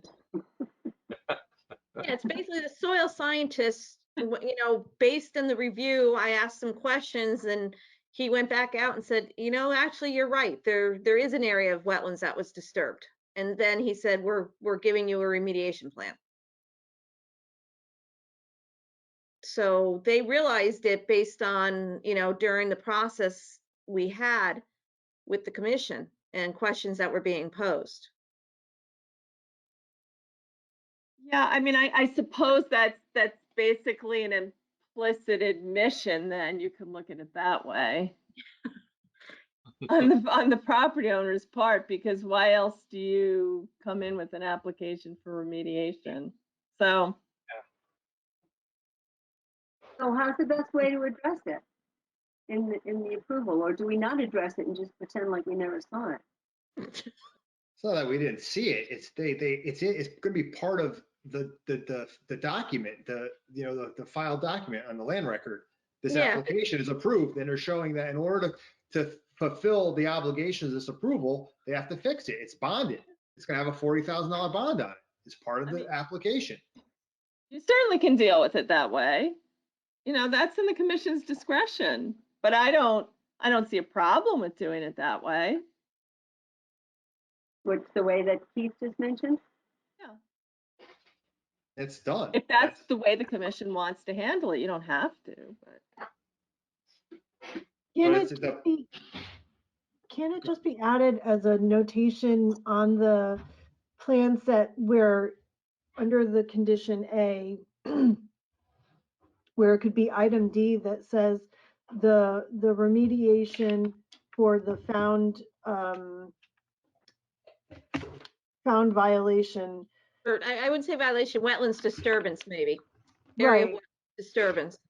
That the remediation plan is added to this application and with the plan set for the found disturbance during review of the application.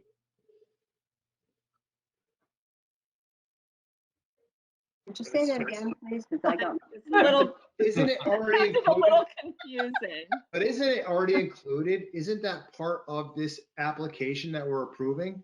The remediation plan is a part of the, application. It's So I one don't of think we the need to note documents. it. Yeah, we don't And- need to note it separately, I don't think, because it's in there. It's part of their application. It's part of the package. Plan now. It's a plan that they submitted at the last, hearing. It's on the record, right? Yeah, that's true. Yeah, it is on the record because, anything going forward, we list all the plans and that is now a plan set as one of the approved plans. Or going forward, it's an approved plan. Okay. That's whatever everybody wants to do.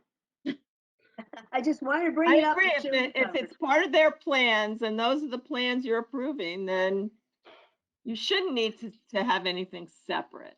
Okay, Okay. sounds good. So if that we have resolved, the other issues were all things that were coinciding with P and Z. Is that correct? Some of them were, yeah.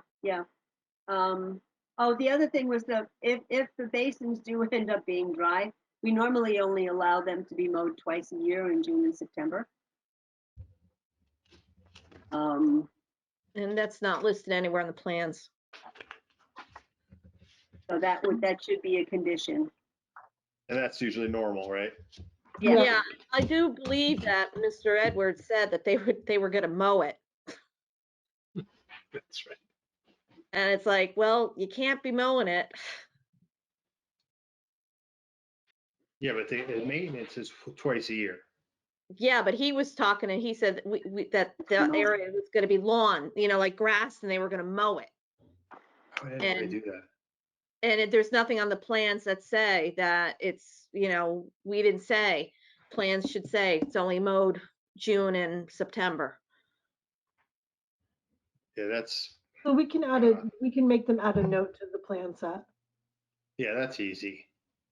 I don't see why anybody would want to mow a detention basin every week. It's gonna end up being land. It's just the Right. pain. Lawn. I got 4 detention basins I mow twice a year, and it's a nightmare. Well, if they're dry, like they say they're gonna be dry, Mine are dry too. Mine are Oh, dry really? too, but it's still a pain in the neck, Yeah, no, I you know. know? And it's best for you have to do it because you don't get, woody growth in there. Mhm. So, all right, well, that could be added in. That So- should be a standard of our approval, right? Because every dry basin. Maybe are gonna that treat should this- be a standard. Maybe we should add that as a standard condition going forward. Yeah, because dry basins retention basins are supposed to be maintained. You're not supposed to let woody growth grow in them because it creates porosity in the berm, which can get blown out. And you don't want to overdo it because, it is an environment. Everybody should be doing it. It Okay. also defeats the need of, if you ignore it for 20 years, now you have to go in with machinery and, take all That's a stuff big out. mess. Yeah. I've seen that happen. So Denise, are you set with her notes and where we want to put them? I think so. Do you want to revise the draft and reissue for next time? Would you be more comfortable with that? We do still have time. Yeah, I think that would be best. When's the next meeting? March something. March till March 11th, 10th. 10th. No, Yeah. March 10th, yeah. We have Yeah. until March 17 to actually come up with a firm decision. Yeah, I just hate to delay, something kind of Well, simple. they haven't gone to P and Z, so That's right. They Not can't like do we're anything. holding Oh, them. are we holding them back? No, Okay, all right. no, they I mean, it's could coming. It's send- coming. This is a wording issue. It's not like we're asking for Right. any changes. It's just semantics, kind of. All right. I So mean, we'll we just- give the referral to P and Z, but we already kind of told them what was going on, but they still haven't submitted. So yeah, and P and Z has I their. mean, They know that if P and Z changes anything, that they're gonna have to come back to us. Yep. I mean, that's just a given. Just like we had with 17 Enterprise Drive. yep.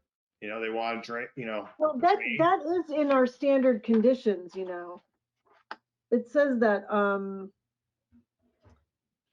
the applicant shall submit any changes of the approved plans with a written request for permit amendment.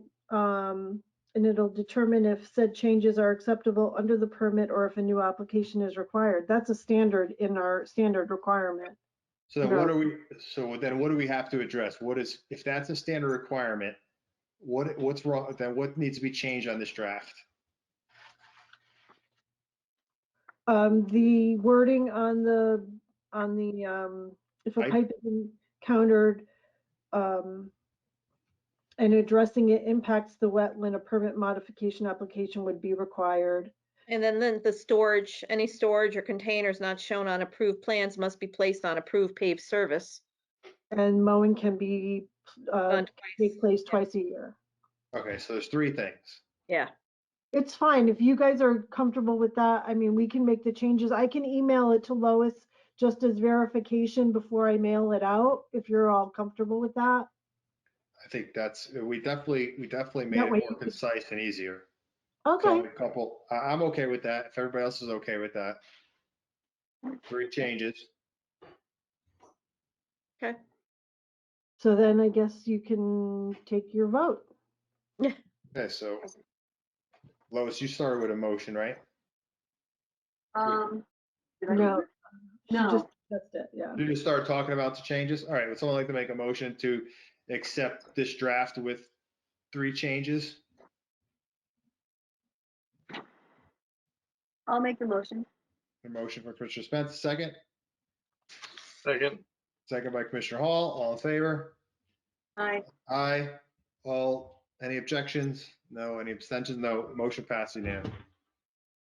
Okay, so Lois, we'll make those changes and I'll email it to you for, to read through it, and then we can mail it out from there. Okay. Excellent. All right, now we're on to 10, bond release reduction reports. IWC 2016-11, 500 Pepper Street, request for bond release of 25,000. And you should have, Assuming that's dollars. and you should have my bond release report where I recommended releasing it. Okay. Make a motion that we release the bond. A motion to release the bond, second by Commissioner Hall. All in favor? Aye. Aye. Motion passed unanimously. Time extension, IWC 2015-1964 Cambridge Drive, Section 4. Wait up. I'm sorry, I was putting things away. Who made the last motion for the bond release? I did. And who second? Commissioner Hall. And it was in favor to release. Yes. Okay, sorry about that. Thank you. No worries. Time extension, IWC 2015-1964 Cambridge Drive, Section 4, request for 5-year extension.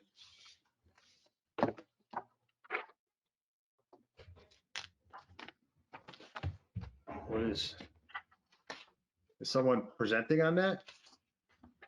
No, Or is but this just I will tell you that this was originally set to expire on, let's see, hold on one second. I'm looking too.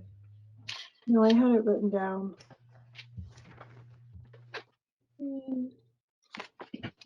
Oh, December 15th, 2020.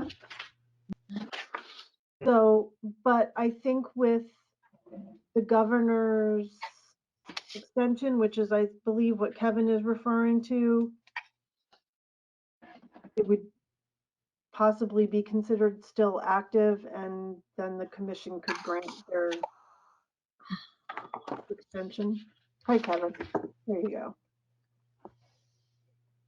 So, Well, the sure, problem is, though, this is under deliberations right now. I don't think there can be any input. That's the issue. So Oh, right, this sorry. might need to come up. I mean, if you need input from the applicant, then maybe it should be tabled for the next meeting. What will that do to the time? Well, you said it's already expired. It already expired in December of 2020. Right. Kevin's saying no, but I don't He's find shaking his head. I don't see an extension. I looked for an extension. I understand that it was I know that I would have to transferred look back to at the executive order. There were extensions that are under the executive order, but that doesn't necessarily apply. I believe if there's violations, I have to go back and look at the executive order though to see what it says specifically. So I don't know what the circumstances are with this. Again, I don't know why this was put under deliberations instead of.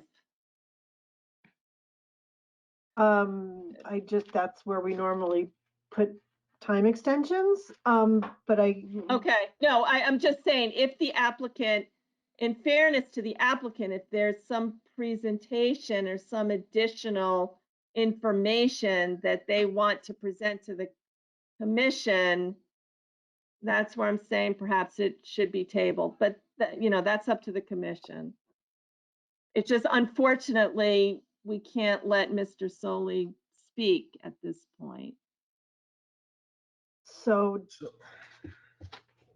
Let me look at this. So who sent this letter? The letter we got dated February 12th, 2021 is from Kevin Soley for the time extension. correct. And that's So- why this got put on the agenda.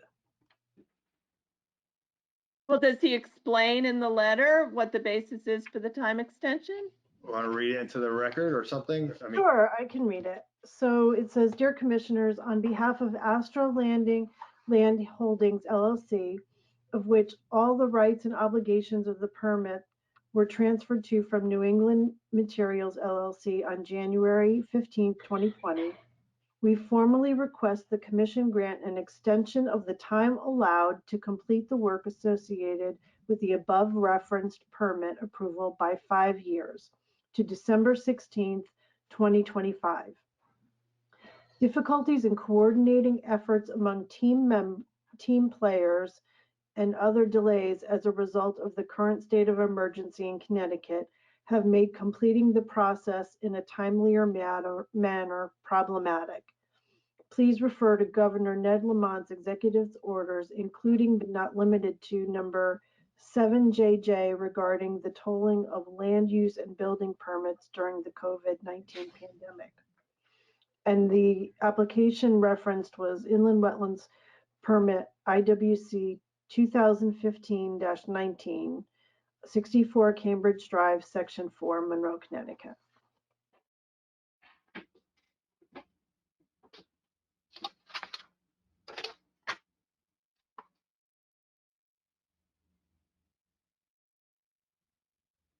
This is a sticky one because according to what the regulations say having to do with time extensions,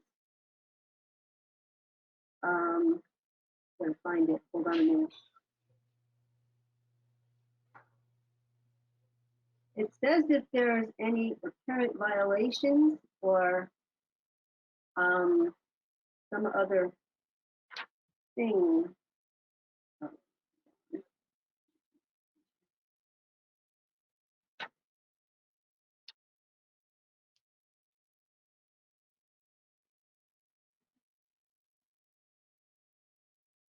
Never find what I want when I'm looking for it. Donna, would you know where that is? The requirements for their extension. Oh, conditions of permit renewal. That's it. Right.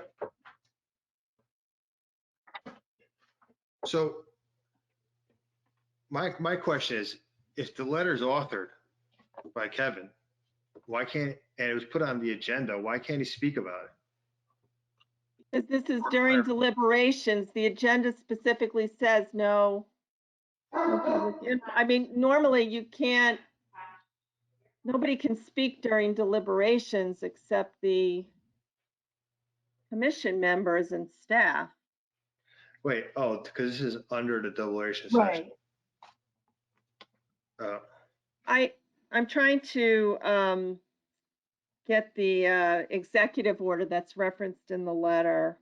I want to see exactly what it says. I'm trying, if somebody else can bring it up,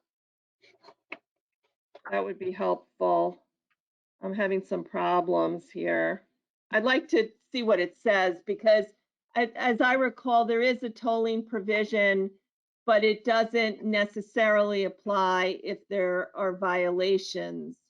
That's what I recall, but I would like to, and then I believe it would be under the, up to the discretion of the commission. So Barbara, if you need to dig into this, okay, and we had to table this to the next meeting, it's still within the proposed timeframe? Well, it sounds like it already expired anyway in December, right? So I don't see why being tabled to the next meeting would make a difference. Yeah, as long as If it's been automatically told under the executive order, then it's told, right? And if not, how much the more time do we commission get has from the that? discretion. Excuse me? How much more time do we get under this executive order? So that gives us another time limit, but I want to know if the new time limit expires between now and the next meeting. Well, all of the executive orders have been extended until April 19th. So the point is, if this order, whatever it says, is still in place until April 19th. So yeah, I mean, I can certainly get back to you by the next meeting regarding what's provided under that order. Okay, so nothing would change. Nothing is going to expire differently, or nothing else is going to change as far as the time frame here between now and the next meeting. I do have it up if you want me to share my screen. Yeah, that would, because maybe we can resolve it Okay. tonight. If you could share your screen, that would be great. Yeah.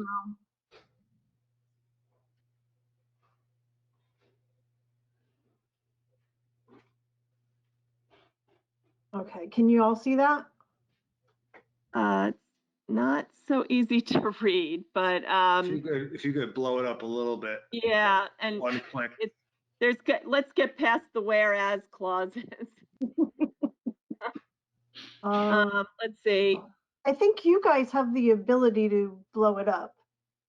Yeah, Don't only the screen we can't scroll down. Oh, sorry. Okay. Where do you want me? Tolling, it looks like, let's see, I'm having a hard time. Tolling of land use and building permits. That's probably, is there any way to blow this up? Or to read? Let me see if I can. Yeah, that's very helpful. Thank you. And Sorry about that. Let me know when you need me to scroll. You can scroll down a little bit to get to the number 3 to the top. I think that's everything, right?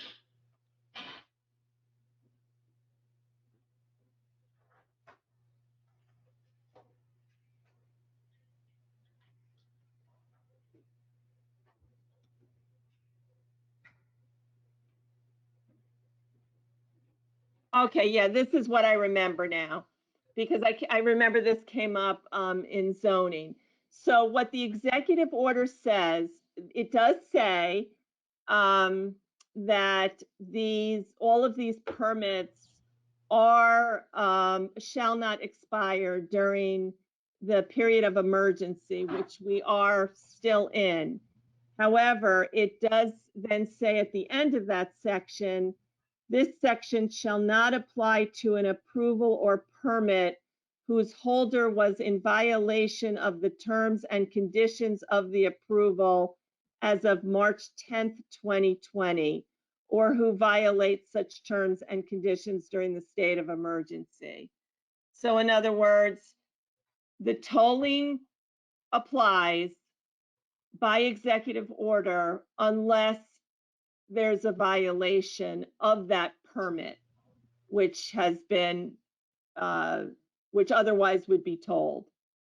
So the commission has to make a determination in that regard, what it wants to do.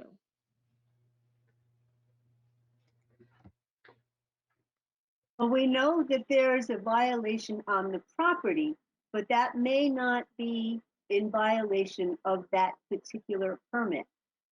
Well, So- that would be the proper question. So we need to know the terms of that permit we're all about. Correct. So if there's no violation of the terms of that permit, then the automatic tolling would apply.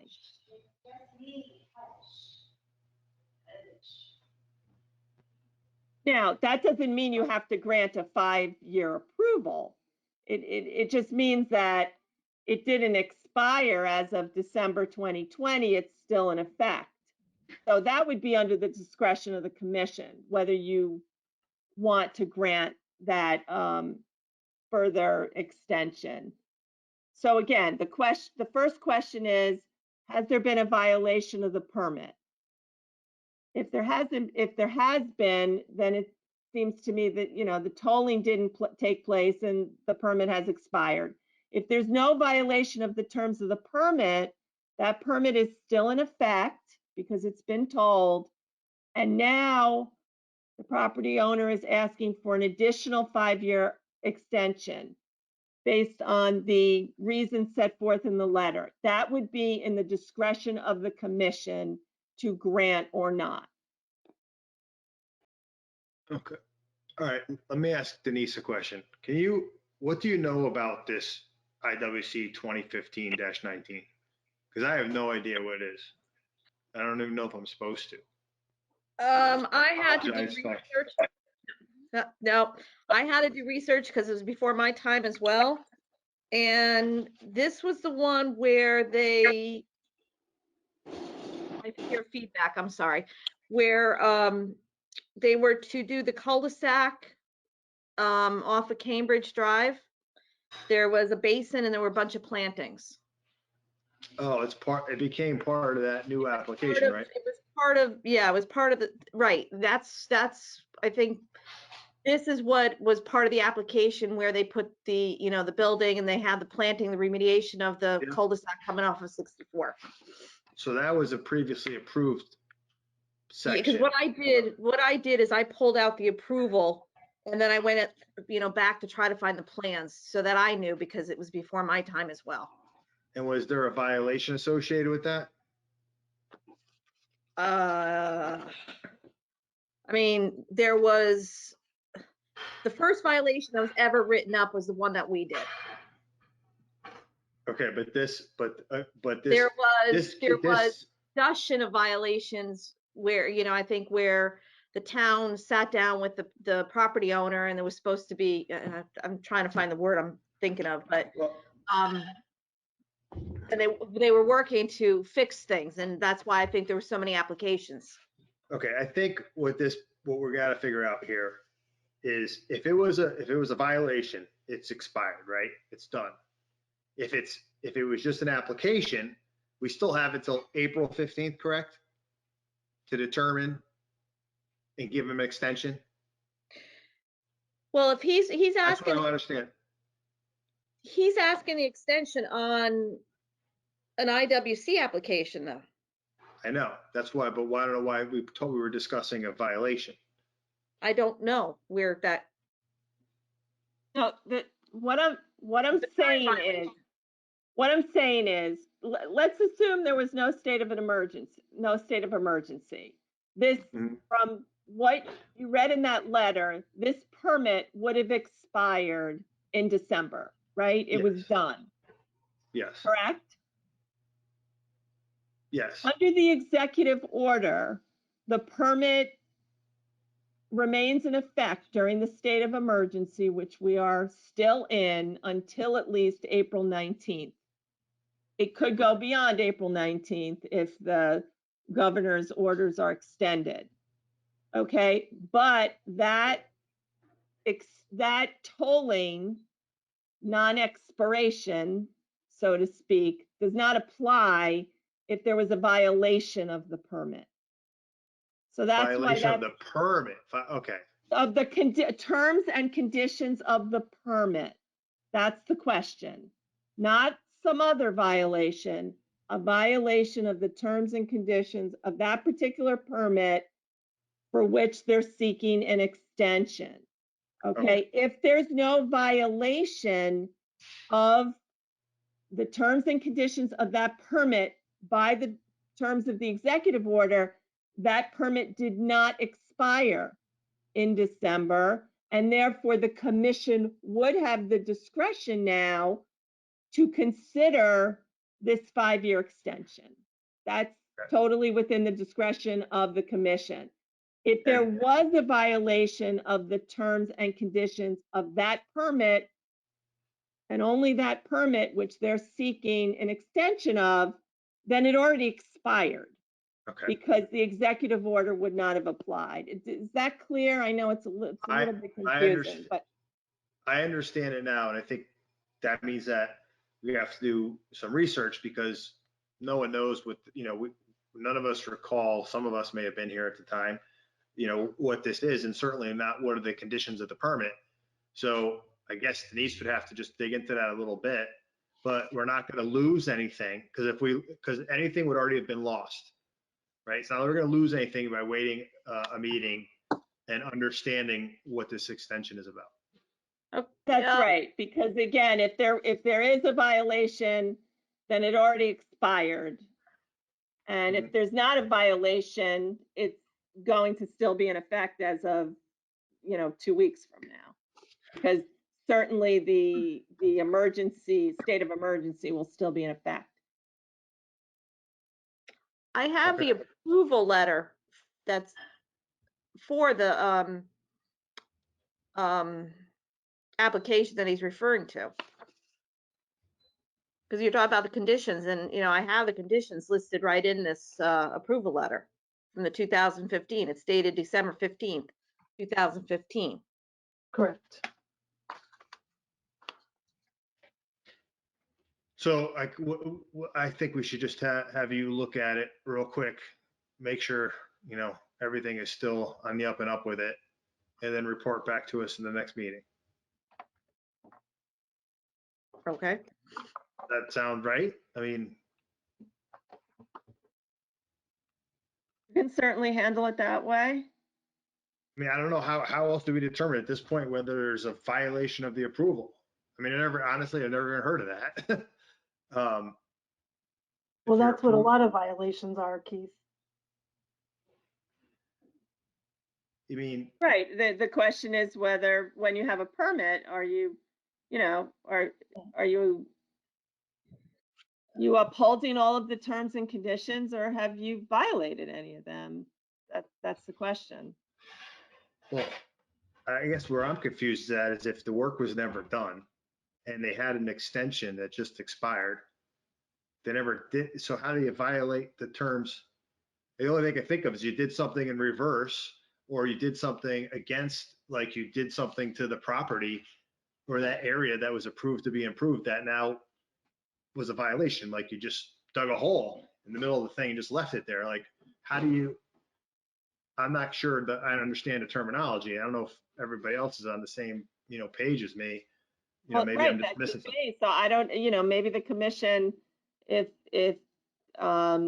Denise wants to read it and you determine that there could not be a violation, that's your answer. And then, as I said, you have the discretion to decide whether you want to give them what they're asking for, which is a 5-year extension.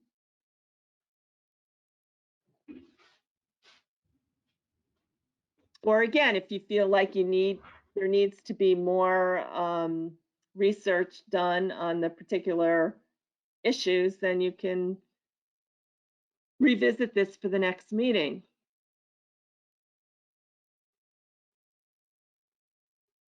Anybody's got any thoughts? I think we should wait till the next meeting. Vote. Yeah. We need a motion to, Mhm. we need a motion.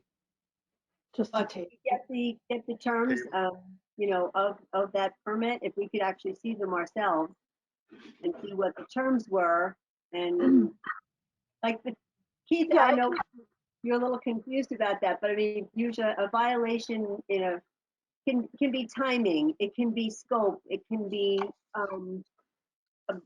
all kinds of that type of thing.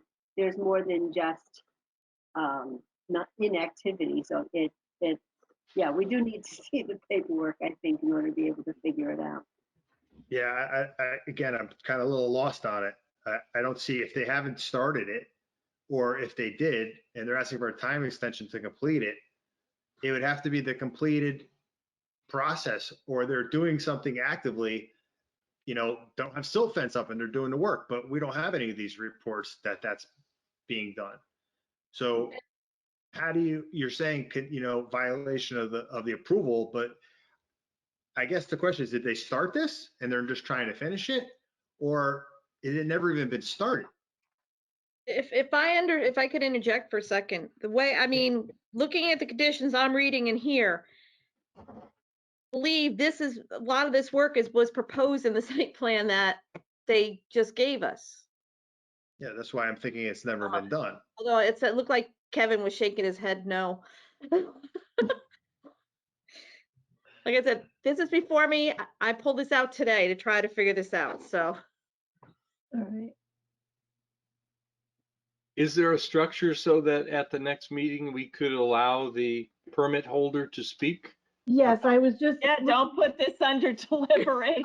I'll put it under other. And I guess, and also, couldn't comment. they also speak at the very beginning of the meeting? Yeah, but I mean, it seems to me that's usually just for general comments, we had attorney, Attorney Green did that once. Addressed Right. item. So It's okay. I can move it. Right. It so that this makes a little bit more sense. I'll rework the agenda so that people can speak. It was a good catch, Barbara, and that I'll would be fix it. helpful. Yeah, it's just, if we make an exception like that for anyone, I know it's frustrating and it seems counterproductive, but if we make an exception in one case, then we open up a Pandora's box and we have a problem. So we just can't do that. Okay, I'll just put it under the other one. It's okay. Thank So you. we'll table to next meet. Table to March next 10th. meeting. Just a basic site plan too, so we know what it is that we're looking at, rather than just an approval. I'll see what I can, we can dig up, and I can email you the approvals, but I'll see what we have for maps. So that- Right, just need a basic proposal, I guess. Well, also, if the applicants, if we're going to set us in a structure of the meeting, the applicant could present anything they want at that time, right? They True. could show us, they could explain to us what we don't know. Correct. So, right, so which we could have gotten tonight if this was somewhere else on the agenda. So we'll leave it up to them. We'll leave it up to them to educate us on what they're asking. Sorry, Kevin. Sorry, Mr. Carp. All right. So that's tabled to the next meeting. Now we're at the IWC agent activity reports. Agent approvals, there's nothing. Permitted uses as of right. Nothing new. Just, do you want to read that in? Sure. Denise? Permitted use as of right, IPU 2018-01, Department of Public Works, road repair, replacement, and or general maintenance, IW regulation section 4.2C, expiration 3/28/2023. All right, thank you. Enforcement deliberations. Deliberations and I committee know- relations. Have the first item that we carried over. Just don't forget Yeah, about. and I know Chris is here, so. Yeah. Oh, do you want to? Well, let me just get through this, and then we'll let him speak, and then we'll do the minutes. Okay. So enforcement deliberations, there's nothing. Okay, that's it. Chris, if you're here to address IWC 2019-12R A1. Yes, Chairman, thank you. Chris Russo with Russo and Rizzio LLC. Offices at 10 Sasko Hill Road in Fairfield. Here to Hold on for a second, amend- Chris, I'm gonna just log out of this. Because Oh, right. I'm typically will recuse from this application. So Lois, you could, if there's anything that needs to be done, you'll handle that, and I'll just pay attention to know when to come back in.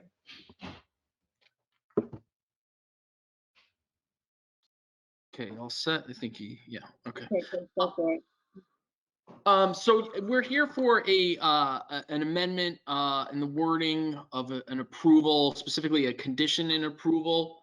And I'll before I start, I'll apologize in advance because I wasn't involved in this initial hearing.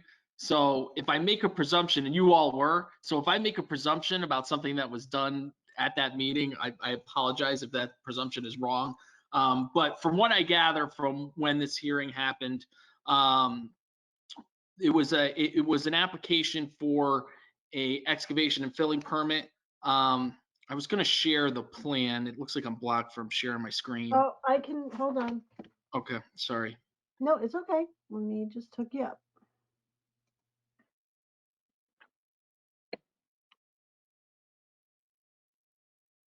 Okay. Okay. I think. Let me go to that. Okay, I think I got it. So this was for the property.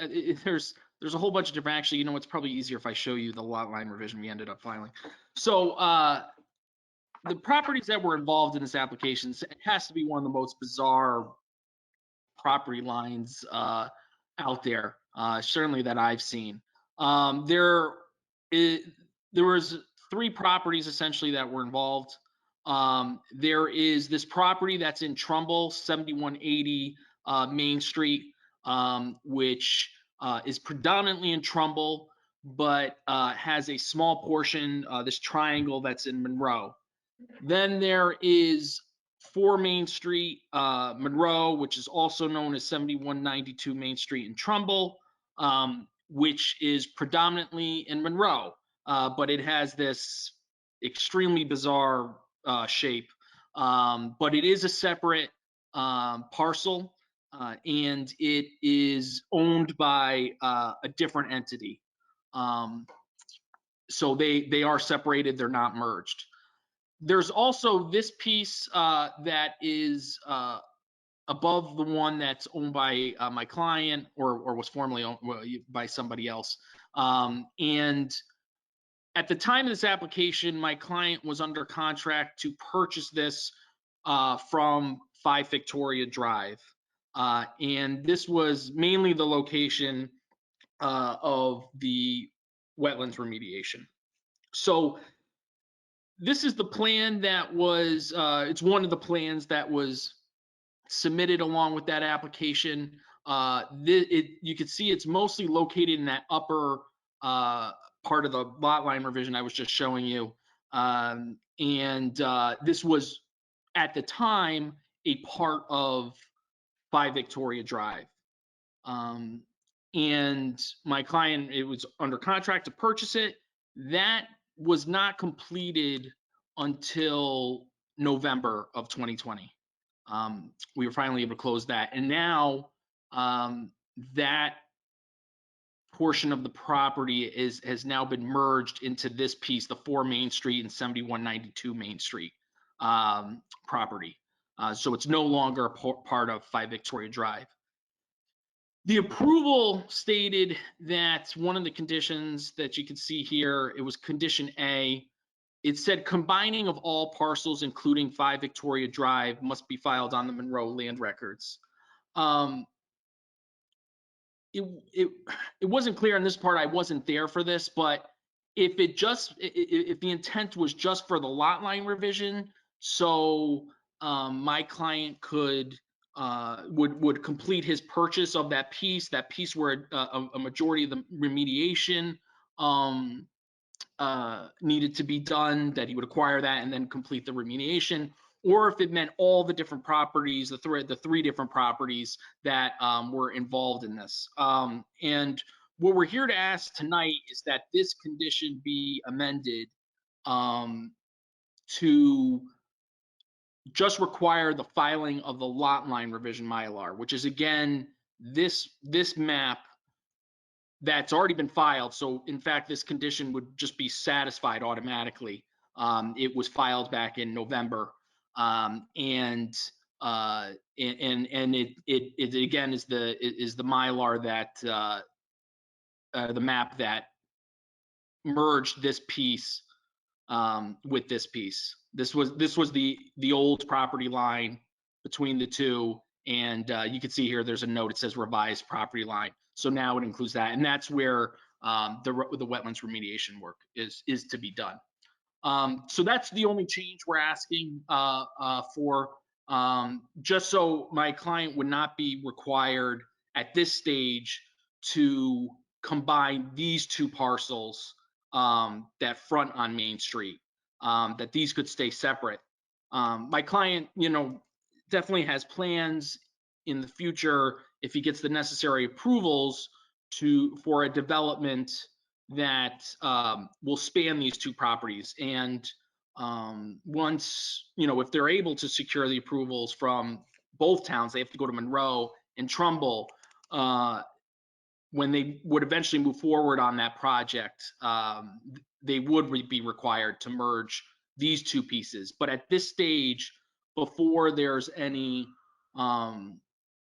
type of zoning approvals for that project, we just ask that the approval be changed to not require the merging of these two parcels, but to just add in this, the lot line revision Mylar that added this piece in.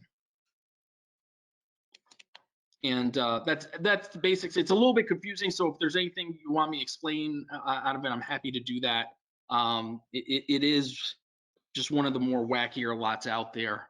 But we think with acquiring this piece, my client's already, and we had a discussion about this, was it 2 hearings ago, that my client's going to be moving forward with the remediation. They have a new deadline that they have to complete it by, and they're ready to complete that on time.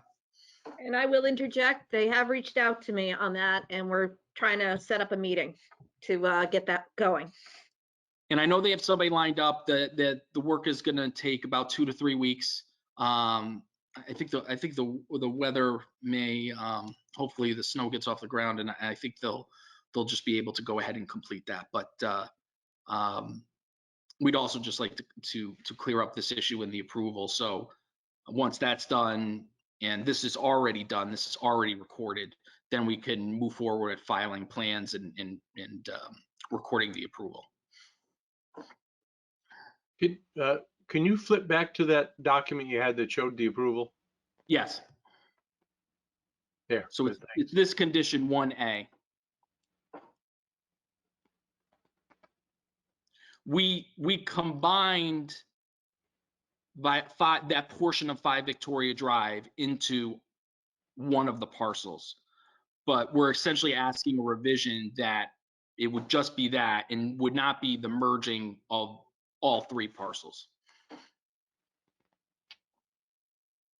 Well, Commissioner Spence, wouldn't our concern be much more the item B on that list than item A?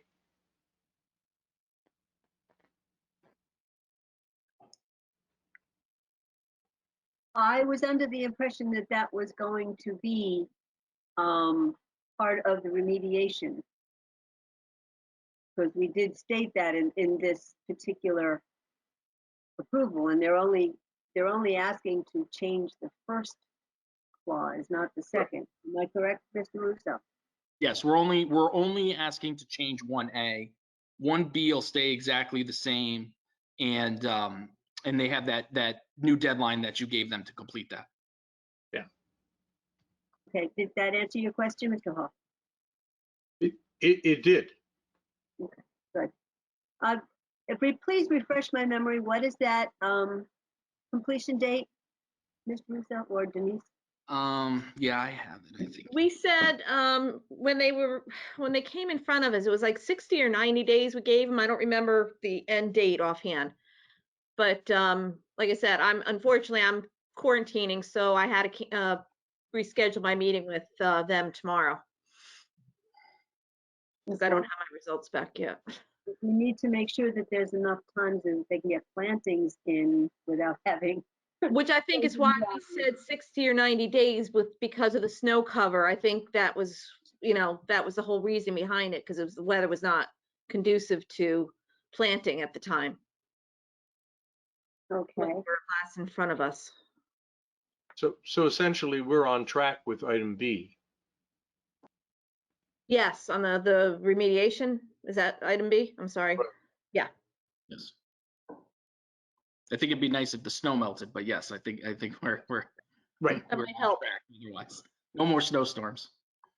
If we get snow in May, we're in trouble. Okay.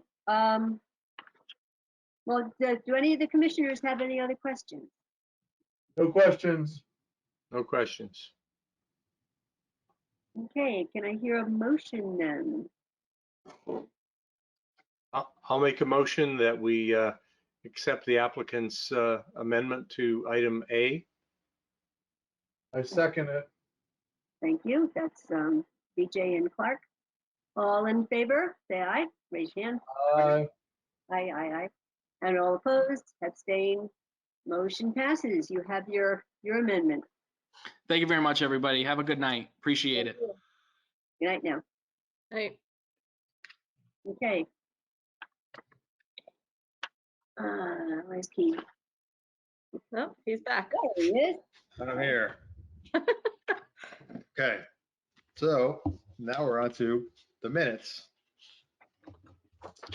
which is, Okay. Move to, this is the minutes of 126, I believe. yes, January 26th. Move to approve with minor changes. A motion to approve the minutes with minor changes. Second from Commissioner Gingras.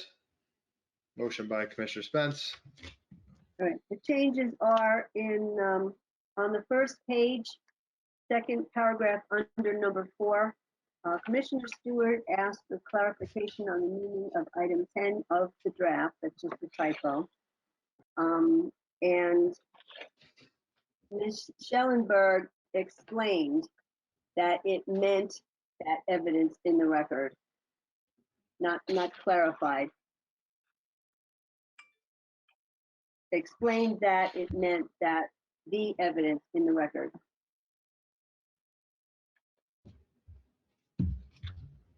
Actually, that's not even it too either. Explained that it meant.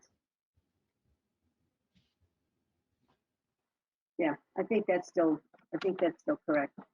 And that was the only change I found in that one. And that's it for that one. Okay, so there's a motion to accept this minutes for January 26th with changes. There's a second. All in favor? Aye. Aye. Motion passes. Minutes are approved with changes. The minutes for January 27th, 2021. Move to approve as drafted. A motion to approve the minutes as drafted from Commissioner Spence. A second by Second. Commissioner Gingras. All in favor? Aye. Aye. Aye. Motion passes unanimously. All right, now to the Regulation Amendment Committee. Nothing for this week. Am I going to be able to work with Barbara on these? I'm. Or do you want me to draft something and send them to Barbara? I mean, as a land use attorney, she's the best one to consult on these kinds of things.